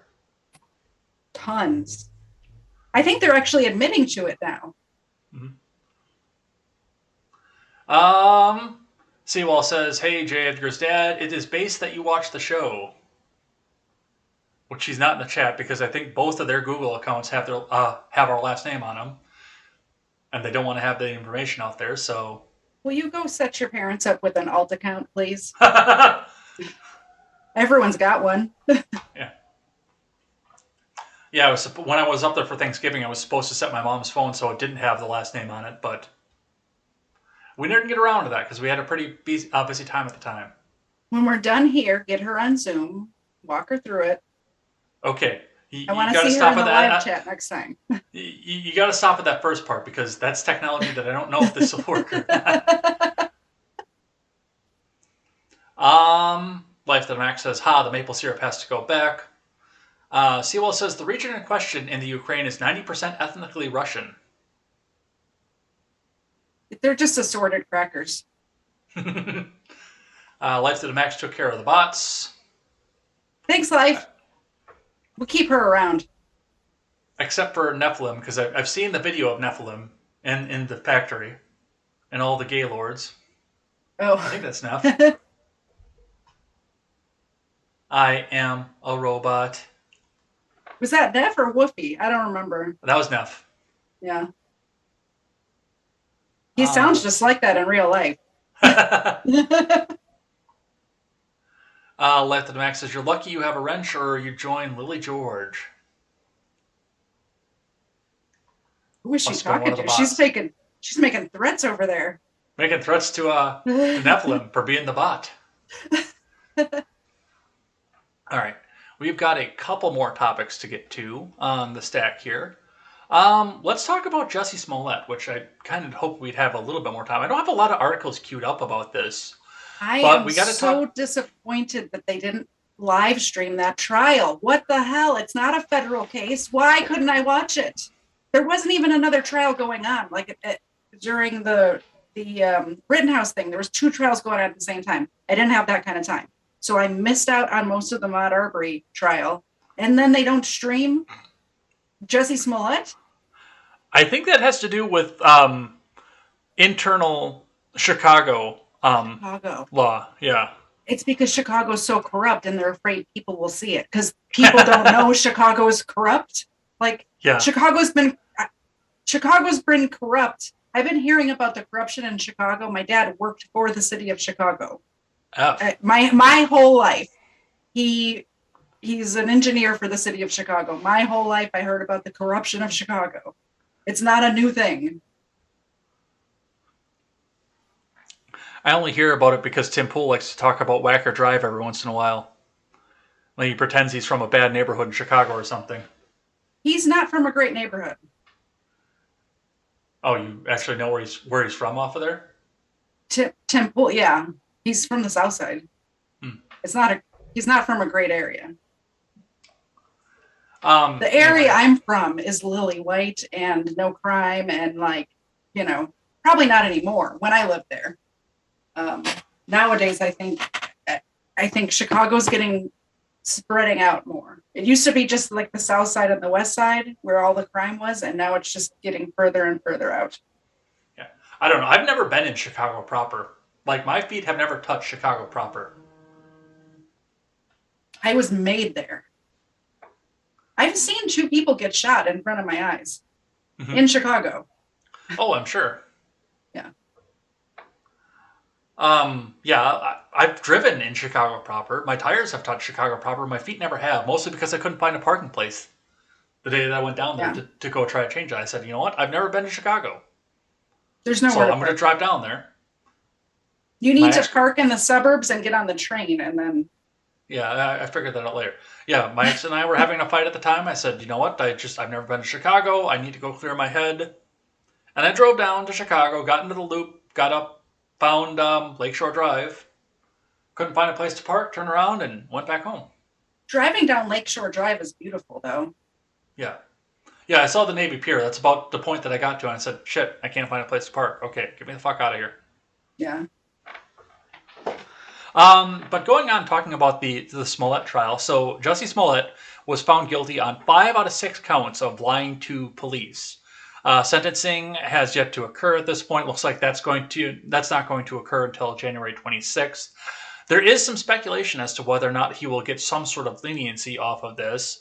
Now, the jury found that he had He had lied to officers on 6 of the accounts, but they did acquit him on one count of lying to a police officer about the incident approximately 2 weeks after the incident happened. Do you think he's going to serve any time? I think it would be hard for him not to. That's the problem.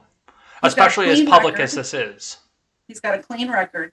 Never doesn't have anything more than like a parking ticket on his record. It's Chicago, the most corrupt city on the planet. And they want to avoid the city burning down. So, and if he gets any time, actual time in a prison or a jail at all, it's going to be less than a year. And they're not going to put him in Cook County Jail. No, probably not. I would assume off of that. He's going to go to some fancy prison somewhere. Well, yeah, I mean, he's got the money to do so. Could you imagine him in Cook County Jail? I don't know if you are familiar with Cook County Jail. I have plenty of friends who have been in Cook County Jail. It is not a place you want to be. Well, not for somebody like Jesse. I don't really want to be in any place where there's an incarceration of people from the state. I mean, I don't like the state. As far as jails go, Cook County, I mean, it's probably as bad or worse than the one we have here in Atlanta. Isn't the one in Atlanta Supermax, though? It is, yep. Yeah. And I don't think Cook County is. It's just... Part of it is. I'm sure Jesse could find a way to make it enjoyable for himself, but that goes into... Stop. That goes into discussions that we don't want to have on this program. No, we don't. I don't want to have them outside of this program. Some of the funniest parts of this, though, I know that it was the discussion of how it happened, because, I mean, we all figured out how this went, and, like, I live in the area. I remember what it was like that day. It was colder than fucking balls that day. Excuse the language, but it was colder than balls that day. It was one of those days that we had a -7 for a high in Wisconsin. And that's not even counting the wind chill. Yeah, that was the high. It was like 20 below, and this happened at like 7 o'clock at night, too. No, I thought it was like at 2 a.m. It was like the middle of the night when he went out for his Subway sandwich. Yeah. It was the middle of the night. At that time? Yes, it was 24 hours. A lot of things in the city are open 24 hours that aren't open 24 hours like where I live now. But it was the middle of the night. It was a polar vortex. And I lived in Chicago I was 23 when I moved here. So for a long time I lived in Chicago. People are not out. You go outside and it's so quiet because there's not even cars on the street. Like, you can't even hear the gunshots. And for him to say that people in MAGA hats were just strolling around the city of Chicago ever, like, that doesn't happen. Like, they would be the ones getting beat up and having chemicals thrown on them if they were wandering around Chicago with red hats and a noose. Yeah. Yeah, and somebody online figured out that bleach freezes at a certain temperature. So I'm like, I didn't even get that deep into it, but yeah, makes sense. Well, the Daily Wire had a really good takeoff of this one, and this was their headline for the story.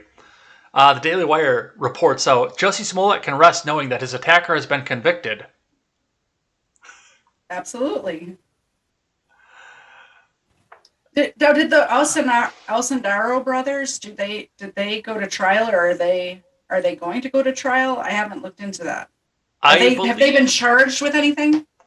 That I don't know. I don't know if there is a charge for the two of them or not, but they should be, I would think, because in spite of the fact that, yes, it was welcomed off there, that was assault. They certainly cooperated. It's not assault if it's welcomed.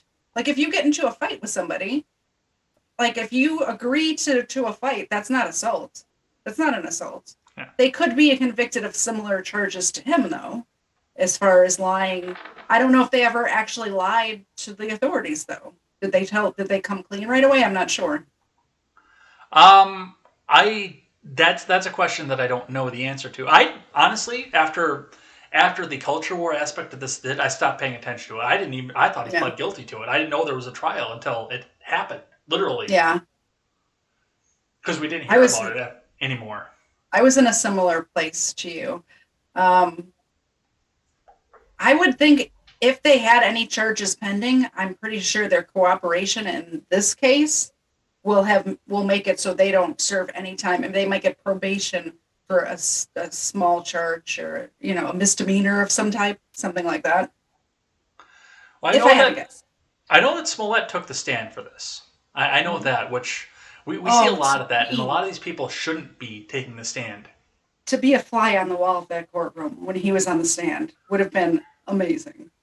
Well, the report coming out of Insider talked about the fact that he actually got a little bit snippy with the prosecutor as he was being questioned, as he was being crossed off of this, because it was just in dispute about the Instagram side.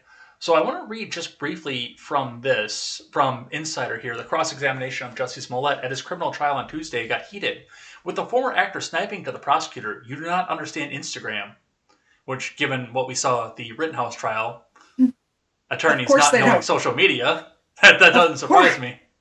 4 doors, more whores.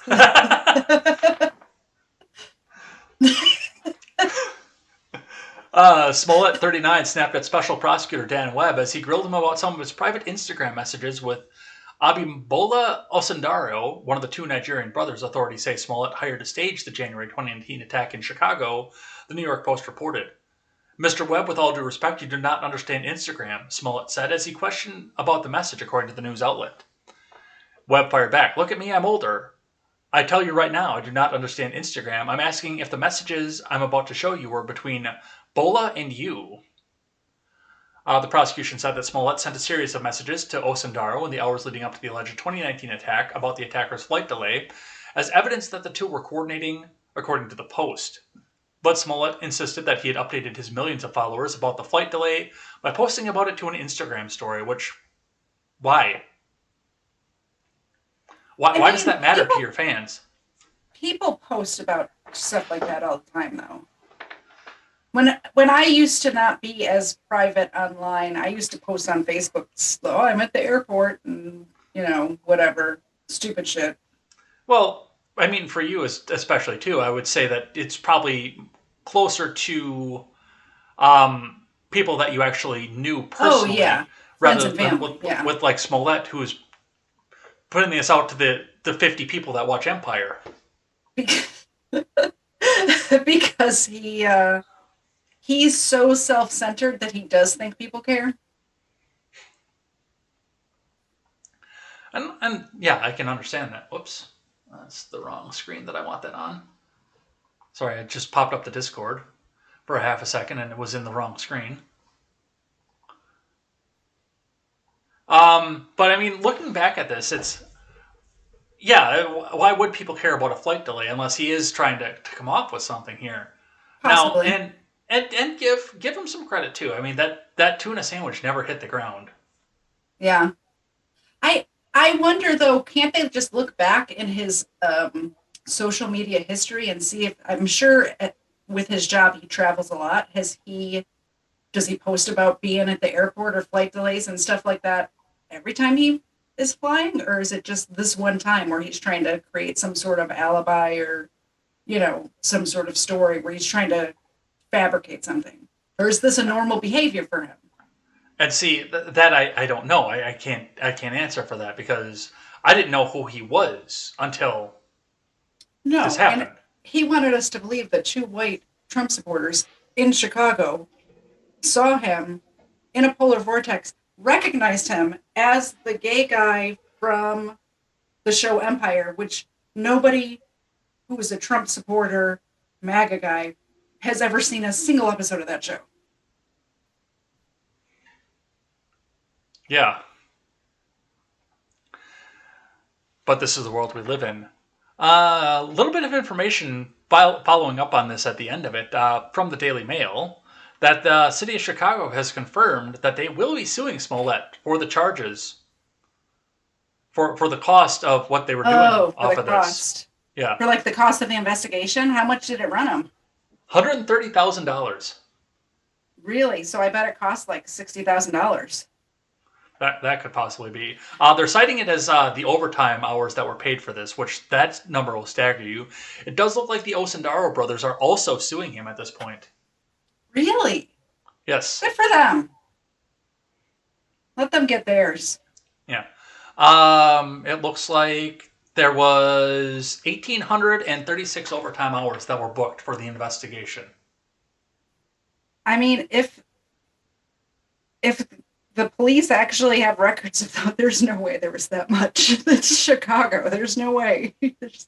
That is a fabricated number. They're all corrupt, and that's all I have to say about that. But if the Osendaro brothers do end up getting money from him, order will have been restored in the world where the Nigerians are back to scamming the Americans instead of the way it flipped when Jesse was trying to pull one over on them. Yeah, that it would be. But yeah, and I mean, I would love to see that lawsuit go through, and I don't really want to see Chicago get that kind of money. But it also, I mean, it blows my mind the fact that I'm sure that there's some sort of record somewhere off of this that they would spend that much overtime on one investigation. They're not going to spend that kind of overtime on you or me. They're not going to spend that kind of money. They did not spend that kind of overtime off of him. It's all corrupt. You don't believe anything they're saying. It's probably half that. And the way they probably do their time cards is it's like one of those sheets and they use a pencil and then they can just erase it and like put in whatever numbers they want. I'm sure that's how records are kept. They'll have records. It'll be like from 1962, the way those records were kept. Well, that's all that I have off that one. Let's talk about the debt ceiling, because that's the last piece of news that I have here before we get to surprise stupidity for the day. So we've had a few procedural things happen in the House and Senate this week as the debt ceiling looms. The debt ceiling is actually up on Wednesday. The government officially is not able to pay its bills and it defaults on its loans on Wednesday, according to Janet Yellen. But just reading a little bit from this here, let's see. This is the one that I want to go with. I got a few different articles off that one. CNN writes on Tuesday, December 7th already, all the way back at this one, House passes new debt ceiling after McConnell cuts deal with Democrats. So as of right now, it looks like there was a deal cut. The House had to go back and vote on it. They're doing a minor rule change on the filibuster rule so that Democrats can pass the debt ceiling without Republican support, without using the reconciliation process, because that is apparently a very lengthy process. Now, first and foremost, this should have started all the way back in October when they voted to extend it to December 15th. Yeah. They didn't do anything for months. Which I said they weren't going to.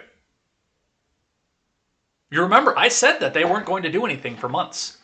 Mm-hmm. I said that. I called this right in the air. I said they weren't going to do anything, and we were going to sit at this at the last fucking minute again and try to decide whether or not they want to come back and spend money. Yeah. I said that. I believe you. I don't remember because you say a lot of things. It's a lot. But and I believe I'm you. usually right. It sounds like something you would say, for sure. Yeah. Yeah, as soon as they passed it out, I said, okay, well, we're going to come up at the last minute again. They're going to have to go back and either talk about the default or they're going to cut some deal. And just like I said, too, they pretty much hid it from the American people. They didn't talk about it. They put other news in place of it. They didn't talk about the debt ceiling until it came up to the deadline again. And then I just don't know. How are the Republicans going along with this? What is happening? It's like crazy town. Well, that's part of the procedural vote that goes of this. So the House took the first step to implement the plan on Tuesday by voting to pass new legislation that will set up the debt limit process. The final vote was 222 to 212, with Adam Kinzinger of Illinois as the only Republican to join the Democrats in voting for the bill.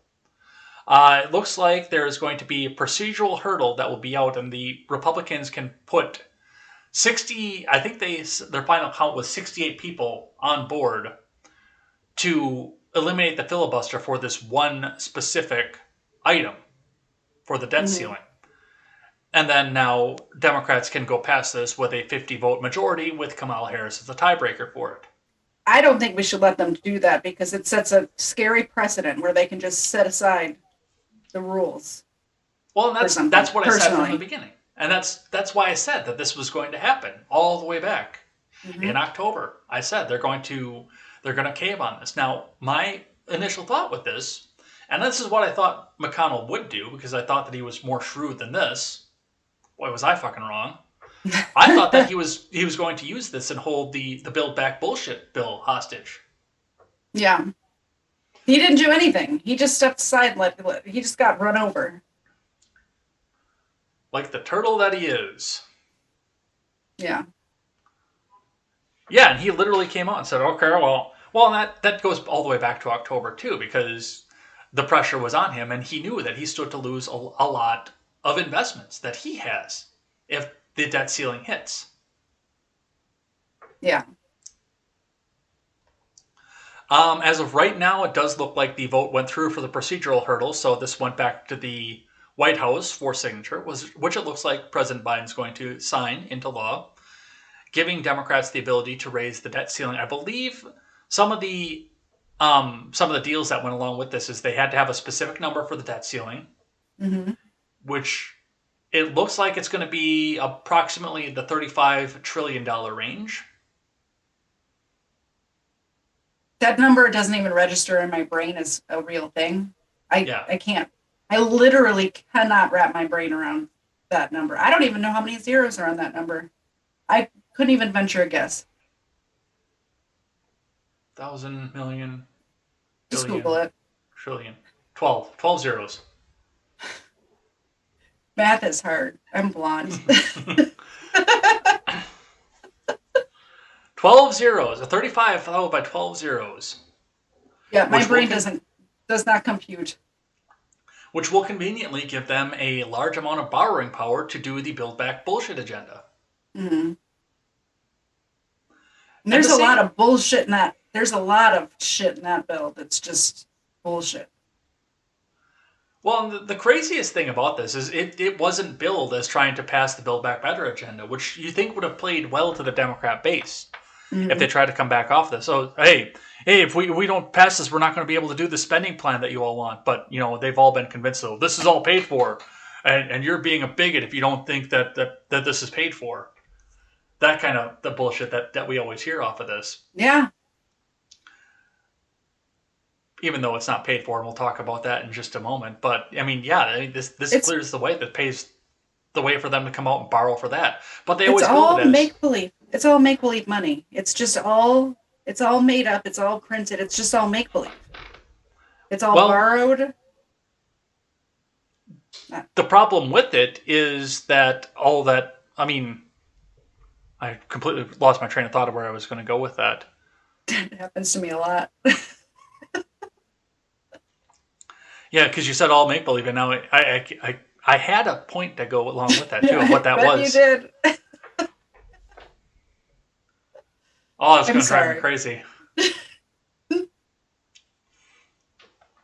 Oh, that's how they're selling it, because they say, oh, it's not about the new spending. We don't have to worry about the new spending off of this. This is all about paying our bills from the past and from the past administration. Republicans love to come up and talk about their responsibilities. They're all the same. If Trump's in office, he's blaming whoever's before him. If it's just all the same. It's all the same bullshit. They're all the same. They're just different sides. I can't stand any of them. Well, that was part of the problem that I had with Trump to begin with, and I made a solo video about this. I did vote for Trump eventually, but I didn't decide to do that until the last minute. It was 2 weeks before Election Day when I said, okay, I'm going to hold my nose and do it. But it was hard because, I like the tax cuts. I enjoyed those, and I'm kind of pissed that those are going to be expiring here. I like those, but you didn't have the spending cut to go with it. Because the inflation's not bad enough. We're going to get the tax back, too, now. The tax cuts are going to go away. Yeah. Well, those were only for the wealthy donors. Bullshit. That's bullshit. I noticed my tax when I did my taxes that year. I noticed it. But I'm not wealthy. Well, hell, they had to take out less out of our regular paychecks too. My paychecks went up $50 under the Tax Cuts and Jobs Act. $50 a week. That's quite a bit of money and take home at the end of the year. Absolutely. It's a huge and I difference. pay in every year, and my pay-in amount went way down too. Yeah. Which it was never really high to begin with. It was always double digits. But that went way down too. Yeah. I noticed a big difference when Tripp was in office in our personal finances. Mm-hmm. I'm noticing a big difference right now with Biden in office with our personal finances. I had to stop and get gas on my way home from work because I have to drive to the airport in the morning, and I didn't want to leave it to the morning because I've done that before, and it's always a bad idea. Like, oh, I'll just stop in the morning. It never works out, especially when you're on your way to the airport. But to put gas in my car was like $80, something like that. I don't have that big of a car. It shouldn't cost me $80 to put gas in my car. Insane. It cost me $80 to fill up my truck. Yeah. Yeah, I have a Jeep. That's a 33-gallon tank. I don't know how big my gas tank is because I'm a girl and I don't care. But I know it cost me $80 to fill it up with gas. Lindsey Graham got into the news too, and we're talking about the Build Back bullshit agenda here. Lindsey Graham says Democrats must quit lying about the Build Back Better. He wants the House to re-vote on this thing. Really? Which I don't know what he thinks that's going to accomplish. Some sort of precedent to make that happen? I don't think so. Just reading here briefly from The Hill, though. On Fox News Sunday, Graham claimed the electric vehicle tax credits included the bill would exacerbate inflation and hurt companies such as BMW and Volvo, who are both planning on putting out an all-electric lineup by 2030. He says the last thing that he wants to do is add more burdens to the working families in South Carolina. Quit lying about the bill. They should re-vote on it in the House, said Graham. We need to stop Build Back Better before it destroys this country. The CBO says that the Build Back Better Act would increase the federal deficit by $3 trillion over 10 years. And people over on Twitter, especially the people who are defending Biden right now, are saying that that's a fake number, that the CBO score was fake. Really? Yeah. I haven't heard that.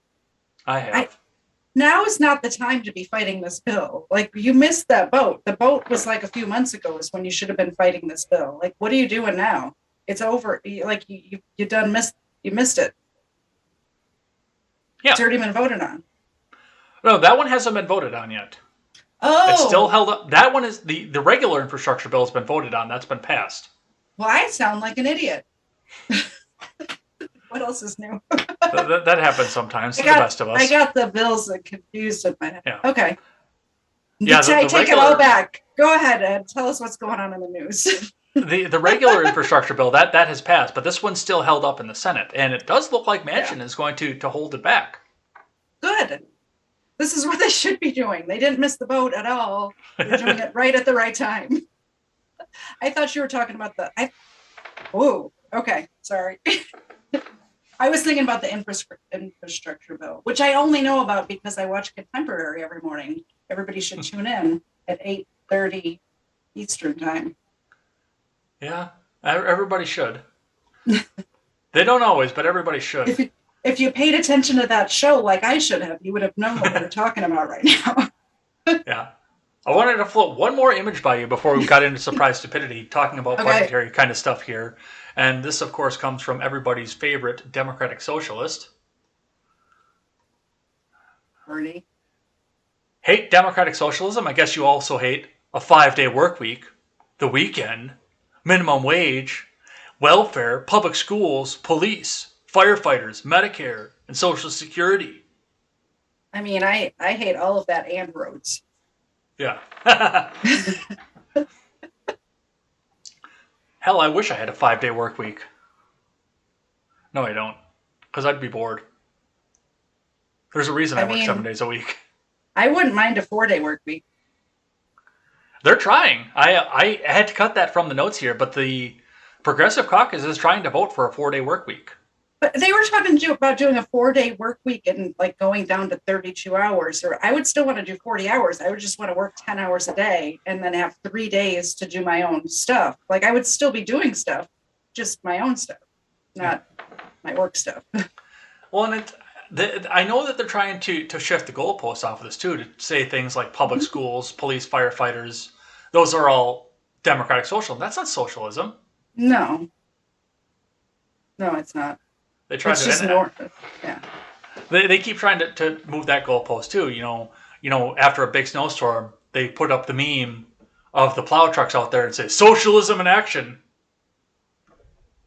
There can be social programs. It's not all one or the other. It's like the best way is just to have social programs mixed in with capitalism. Like that's what this is. This is not socialism. It's all, any government program is socialism. You're a socialist already and you don't even know it. I took the test. I'm not a socialist. All right, I got one last article here for you, and it's a little bit of surprise stupidity. Great. It's a little bit of fun one. You might have known this one already because I did this one on Contemporary, and everybody got a good laugh off of it. But this does have something to do a little bit, unfortunately, with the tragedy that happened in Michigan, but I still consider this all to be in bad taste. So, we are going to read from NBC News today. Colorado Sheriff's Office slammed for post of Santa getting concealed handgun permit. Oh.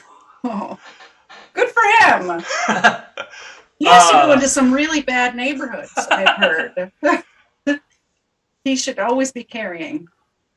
A Colorado Sheriff's Office has apologized for posting an insensitive image of Santa Claus getting a concealed handgun permit just days after 4 people were killed in Michigan school shooting. The El Paso County Sheriff's... Never apologize. Number 1 rule. You don't apologize. You just forget about it and move on. The El Paso County Sheriff's Office, based in Colorado Springs, tweeted an image Friday of a man who appeared to be Santa, with white hair, a white beard, and red overalls at the sheriff's office with the caption, "Guess who came in today to receive his concealed handgun permit today?"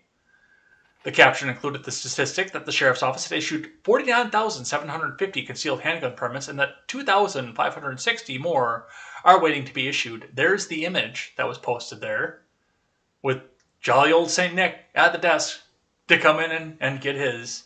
That's awesome. That under any other circumstance, I actually think that would have been a pretty cool thing. But unfortunately, it was 4 days after the Oxford shooting. In like 5 states over. Who cares? I can see he didn't why do it in Columbine the week Columbine happened.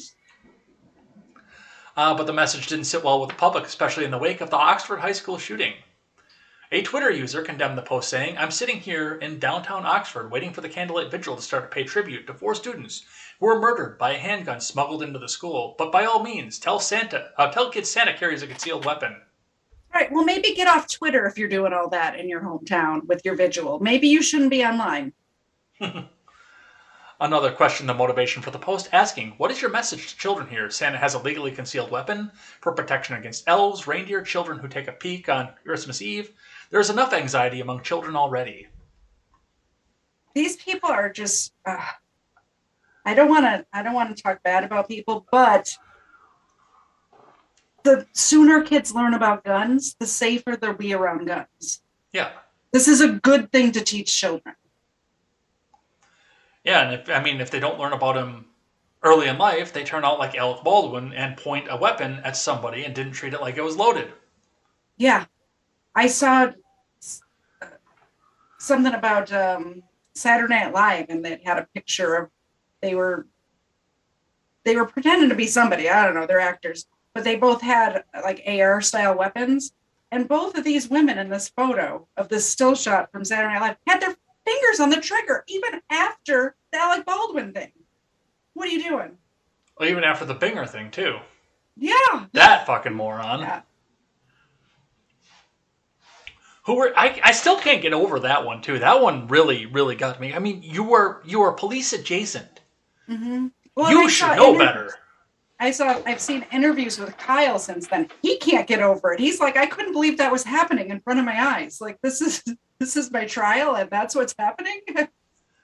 I want to interview Kyle.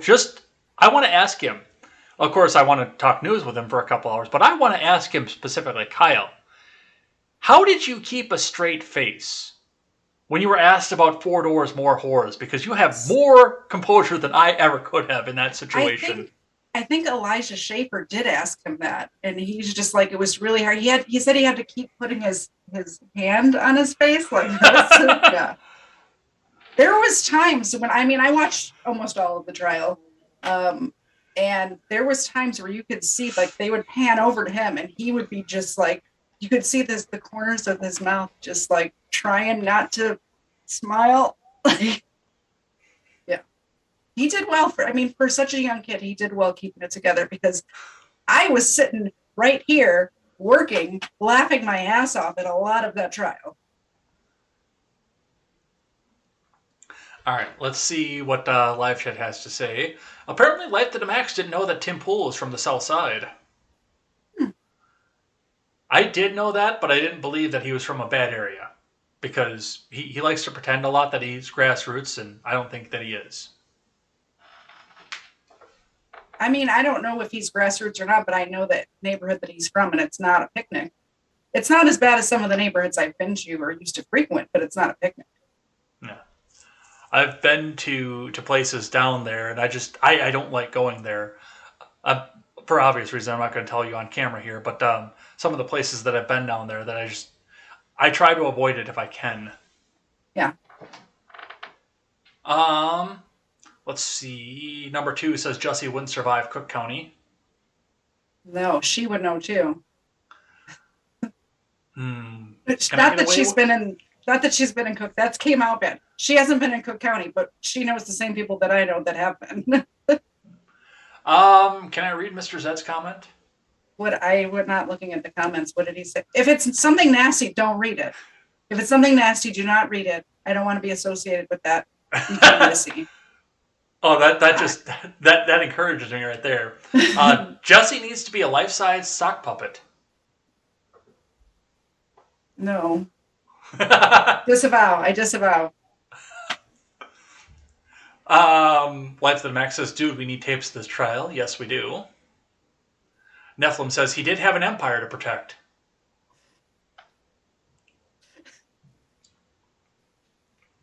Arbolt is in.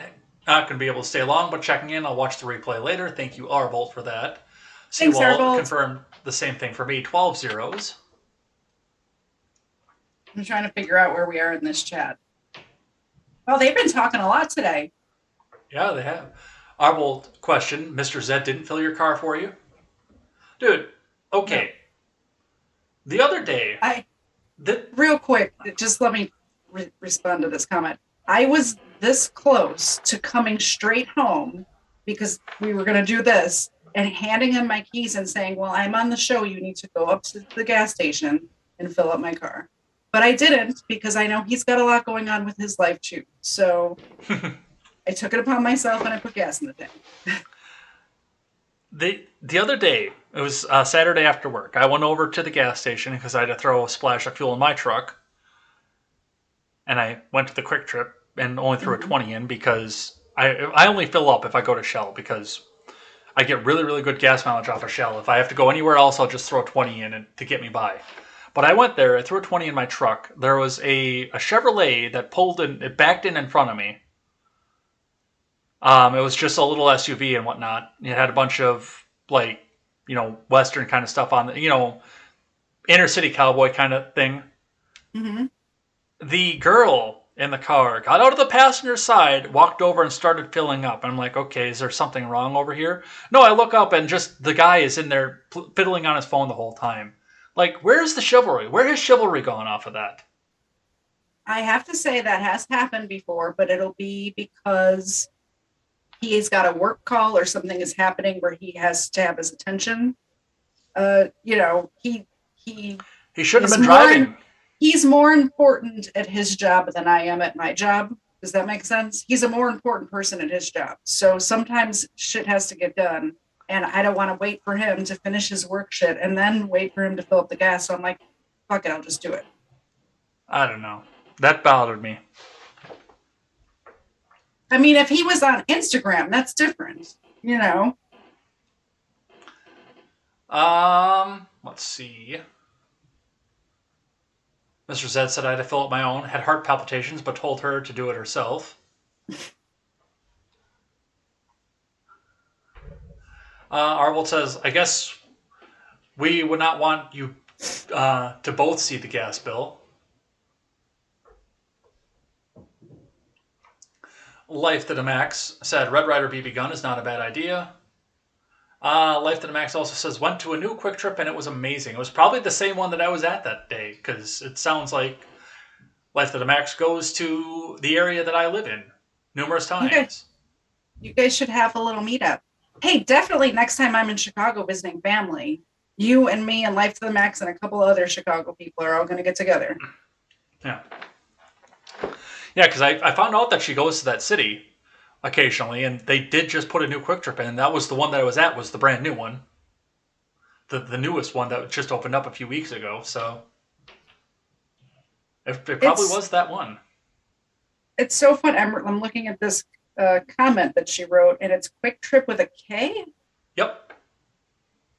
We have a Quick Trip down here that I think It's is not a as good. completely different company. It's not as good. I doubt Quick it. Trip, Quick Trip is a lifestyle. Our Quick Trips are really good. I highly recommend them. So the way, and I didn't go in one when I was in Florida, but the way they explained Wawa to me is basically the concept of what Quick Trip is here. I've never been to a Wawa. Apparently, it's got like a full food service in there. It's got convenience store, plus it's got gas. Our Quick Trip has the same thing. Too. There's like a counter. You can order sandwiches and like even hot food, hot sandwiches, pizza. I forget what it was my husband had. Oh, he had a Cuban sandwich from the Quick Trip. And he came home and told me how good it was. And I said, like, it was good for a gas station sandwich. He's like, no, it was just fucking good. I'm like, yeah. All right. Oh, yeah, no. The Quick Trip food that we have around here is second to none, too, especially the stuff they do in-house. They do get some stuff phoned in from outside of it, but the stuff they do in-house is amazing. It's awesome. I love Quick Trip. Yeah. I don't want to live anywhere where there isn't a Quick Trip. Trust me, we have a Quick Trip down here. It's spelled differently, but you'll love it. You'll see. You'll see very soon. I'll take you to Quick Trip. We'll see how the Brandon administration handles the fuel prices. Ugh. All right. And with that, I think we're ready to get out of here. What do you think? Do you think we're done? I think so. I got to go finish packing.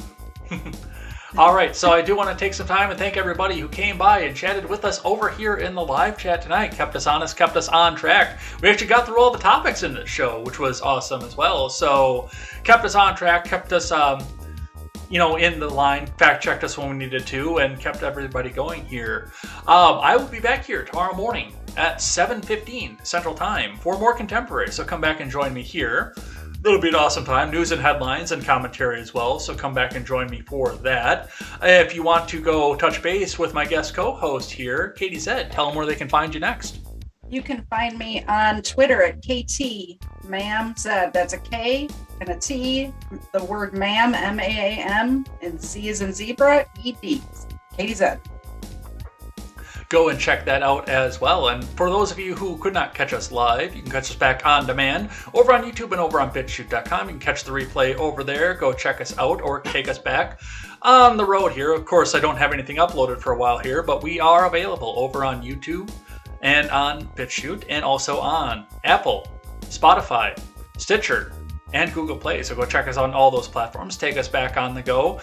Mix us in between your Joe Rogan episodes, because he puts like 3 out a week there, but you can go mix us in over with that there. And go catch up with me over on Twitter. That's at EdsBlog Twitter with a 1 in place to the I. And as we close out, as I always close every show with, never take the words of bloggers, podcasters, or journalists as gospel. Find all the facts and draw your own conclusions. Katie Zed, lead them out of here with some last words. Thank you so much for having me. And I only had like 3 blonde moments this episode, so we're getting better. Take care, everyone. Bye.